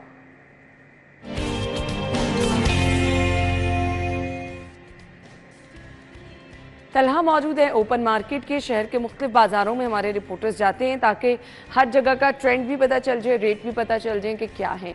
अच्छा जी, तलहा की तरफ चलेंगे, ओवर टू यू। जी बिल्कुल, सरकारी नरकनामे में और ओपन मार्केट में जिस रेट पर सब्जियां बेची जा रही हैं उसमें खासा फ़र्क देखने को मिल रहा है। अगर मैं बताऊं तो दर्जा अव्वल का जो आलू है उसकी सरकारी कीमत 70 रुपये है, लेकिन वो भी 90 रुपये फ़ी किलो बेचा जा रहा है। प्याज की सरकारी कीमत 45 रुपये है, वो 55 से 60 रुपये फ़ी किलो बिक रहा है। अगर टमाटर की बात करें तो उसकी सरकारी कीमत भी 45 से 55 रुपये है, लेकिन वो भी 60 से 70 रुपये फ़ी किलो बेचा जा रहा है। लहसुन की सरकारी कीमत 200 रुपये है, वो भी 250 के करीब बेचा जा रहा है। अदरक की सरकारी कीमत 450 रुपये मुकर्रर की गई है, लेकिन वो भी 500 से 550 रुपये फ़ी किलो बिक रहा है। अगर बाकी सब्जियों की बात करूं जिसमें बैंगन है, बैंगन की सरकारी कीमत 76 रुपये है, लेकिन वो भी 90, 100, 120 रुपये फ़ी किलो बिक रहा है। भिंडी, शिमला मिर्च, देगर जो सब्जियां जिसमें अरवी भी शामिल है, उसकी कीमतों में भी 20 से 30 रुपये के इजाफे के बाद बेचा जा रहा है। मूली की कीमत में भी इजाफा किया गया है। लीमू की कीमत 295 रुपये फ़ी किलो रखी गई है, लेकिन वो भी 300, 350, 400 रुपये फ़ी किलो तक भी जो कि लीमू बेचे जा रहे हैं। अगर देगर दूसरी सब्जियों की बात करूँ, इसमें गाजर है, टिंडे हैं, कद्दू है, उनकी कीमतों में भी फ़र्क देखने को मिल रहा है। इसी तरह जो फलों की कीमतें हैं उनमें भी जो कि 50 से 100 रुपये के इजाफे के साथ बेचे जा रहे हैं। सरकारी कीमत जो केले की है, और आम की हैं उनकी कीमतों में भी इजाफा करके बेचा जा रहा है। प्राइस कंट्रोल मजिस्ट्रेट से शहरियों की जानिब से अपील की जा रही है कि नोटिस लिया जाए और जो सरकारी कीमतें हैं उनको लागू किया जाए। जी बहुत बहुत शुक्रिया जी। तलहा हमारे साथ मौजूद थे, रेट लिस्ट उन्होंने बता दी। इंतज़ामिया से रिक्वेस्ट हर दफ़ा यही की जाती है कि रेट लिस्ट पर अमल दरामद करा दे, क्योंकि रेट लिस्ट तो मौजूद होती है बट होता ये है कि सरकारी रेट लिस्ट पर आपको अच्छी सब्ज़ी नहीं मिल रही होती। किसी भी सब्ज़ी की दुकान पर चले जाएँ तो एक तरफ आपको अच्छी वाली सब्जियाँ और एक तरफ आपको दूसरी सब्ज़ी मिल रही होती है, तो उसमें क्या होता है कैटेगरीज बना दी जाती हैं एक सरकारी रेट लिस्ट के मुताबिक, यानी अगर टीम आ भी रही है जो कि मुश्किल से कहीं जाती है जी, तो आपको बता दिया जाता है जी हमने तो सरकारी रेट के मुताबिक सब्जियां रखी हैं, बट दूसरी सब्जियां भी पड़ी होती हैं जो आप अच्छे पैसे देंगे तो आपको अच्छी सब्जी मिल जाएगी। तो शहरियों का यही कहना होता है हमेशा, बल्कि ये शिकवा होता है, ये शिकायत होती है कि सरकारी रेट पर उन्हें अच्छी सब्ज़ी जो है वो प्रोवाइड कर दी जाए। तो ये हम शहरियों का मुतालबा जो है वो आप तक पहुँचाते रहते हैं। आगे बढ़ेंगे, सेगमेंट शामिल करेंगे टुडेज़ हेल्थ टिप।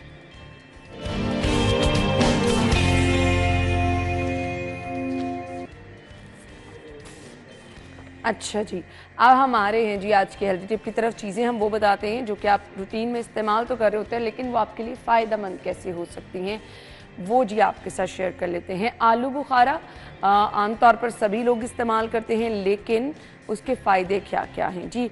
डायबिटीज़ के पेशेंट के लिए, शुगर के मरीज़ों के लिए इसका इस्तेमाल बहुत ज़्यादा मौसर है। मार्केट में इस टाइम बहुत ज़्यादा अवेलेबल है जी, तो आप इससे भरपूर फ़ायदा उठा सकते हैं। वेट रिड्यूस जो लोग करना चाहते हैं उनके लिए बहुत ज़्यादा इफ़ेक्टिव है। अगर आप अपना वेट मेंटेन कर रहे हैं तो फ्रूट्स का इस्तेमाल तो वैसे ही बहुत इफ़ेक्टिव होता है। फिर आपको डिप्रेशन से निजात दिलाता है। आप फ्रूट कोई भी खा लें एक बड़ा खुशगवार सा एहसास होता है। दिमागी टेंशन से कमी होती है जी। इसके अलावा आयरन और पोटेशियम इसमें ज़्यादा है तो खून भी बनाता है। बच्चों में, बड़ों में, जिन लोगों में खून की कमी है आलू बुखारे का ज़्यादा से ज़्यादा इस्तेमाल आप कर सकते हैं। आपके दिल की सेहत के लिए बहुत अच्छा है। स्किन आपकी, उस पर बहुत ही पॉजिटिव इसके असरात हैं जी। जब आपकी ब्लड सर्कुलेशन अच्छी होगी, ब्लड अच्छा सा बनेगा तो आपको स्किन पर उसके असरात नज़र आएंगे। स्किन अच्छी रहेगी, चमकदार रहेगी और आपको एक खुशगवार सा एहसास होगा। तो अगर आप कुदरती चमक हासिल करना चाहते हैं चाहते हैं किसी भी क्रीम से जान छूट जाए, आयरन सप्लीमेंट आपको ना लेनी पड़े, तो आप फ्रूट्स का इस्तेमाल करें, इसका बहुत ज़्यादा फ़ायदा है जी। अच्छा जी, हमें जाना है आप क्लोजिंग की तरफ, आपसे इजाज़त चाहिए। आप अपना बहुत सारा ख्याल रखिएगा, हमें फ़ीडबैक ज़रूर दीजिएगा। इंशाल्लाह कल सेम टाइम पर मुलाकात होगी। अल्लाह हाफ़िज़।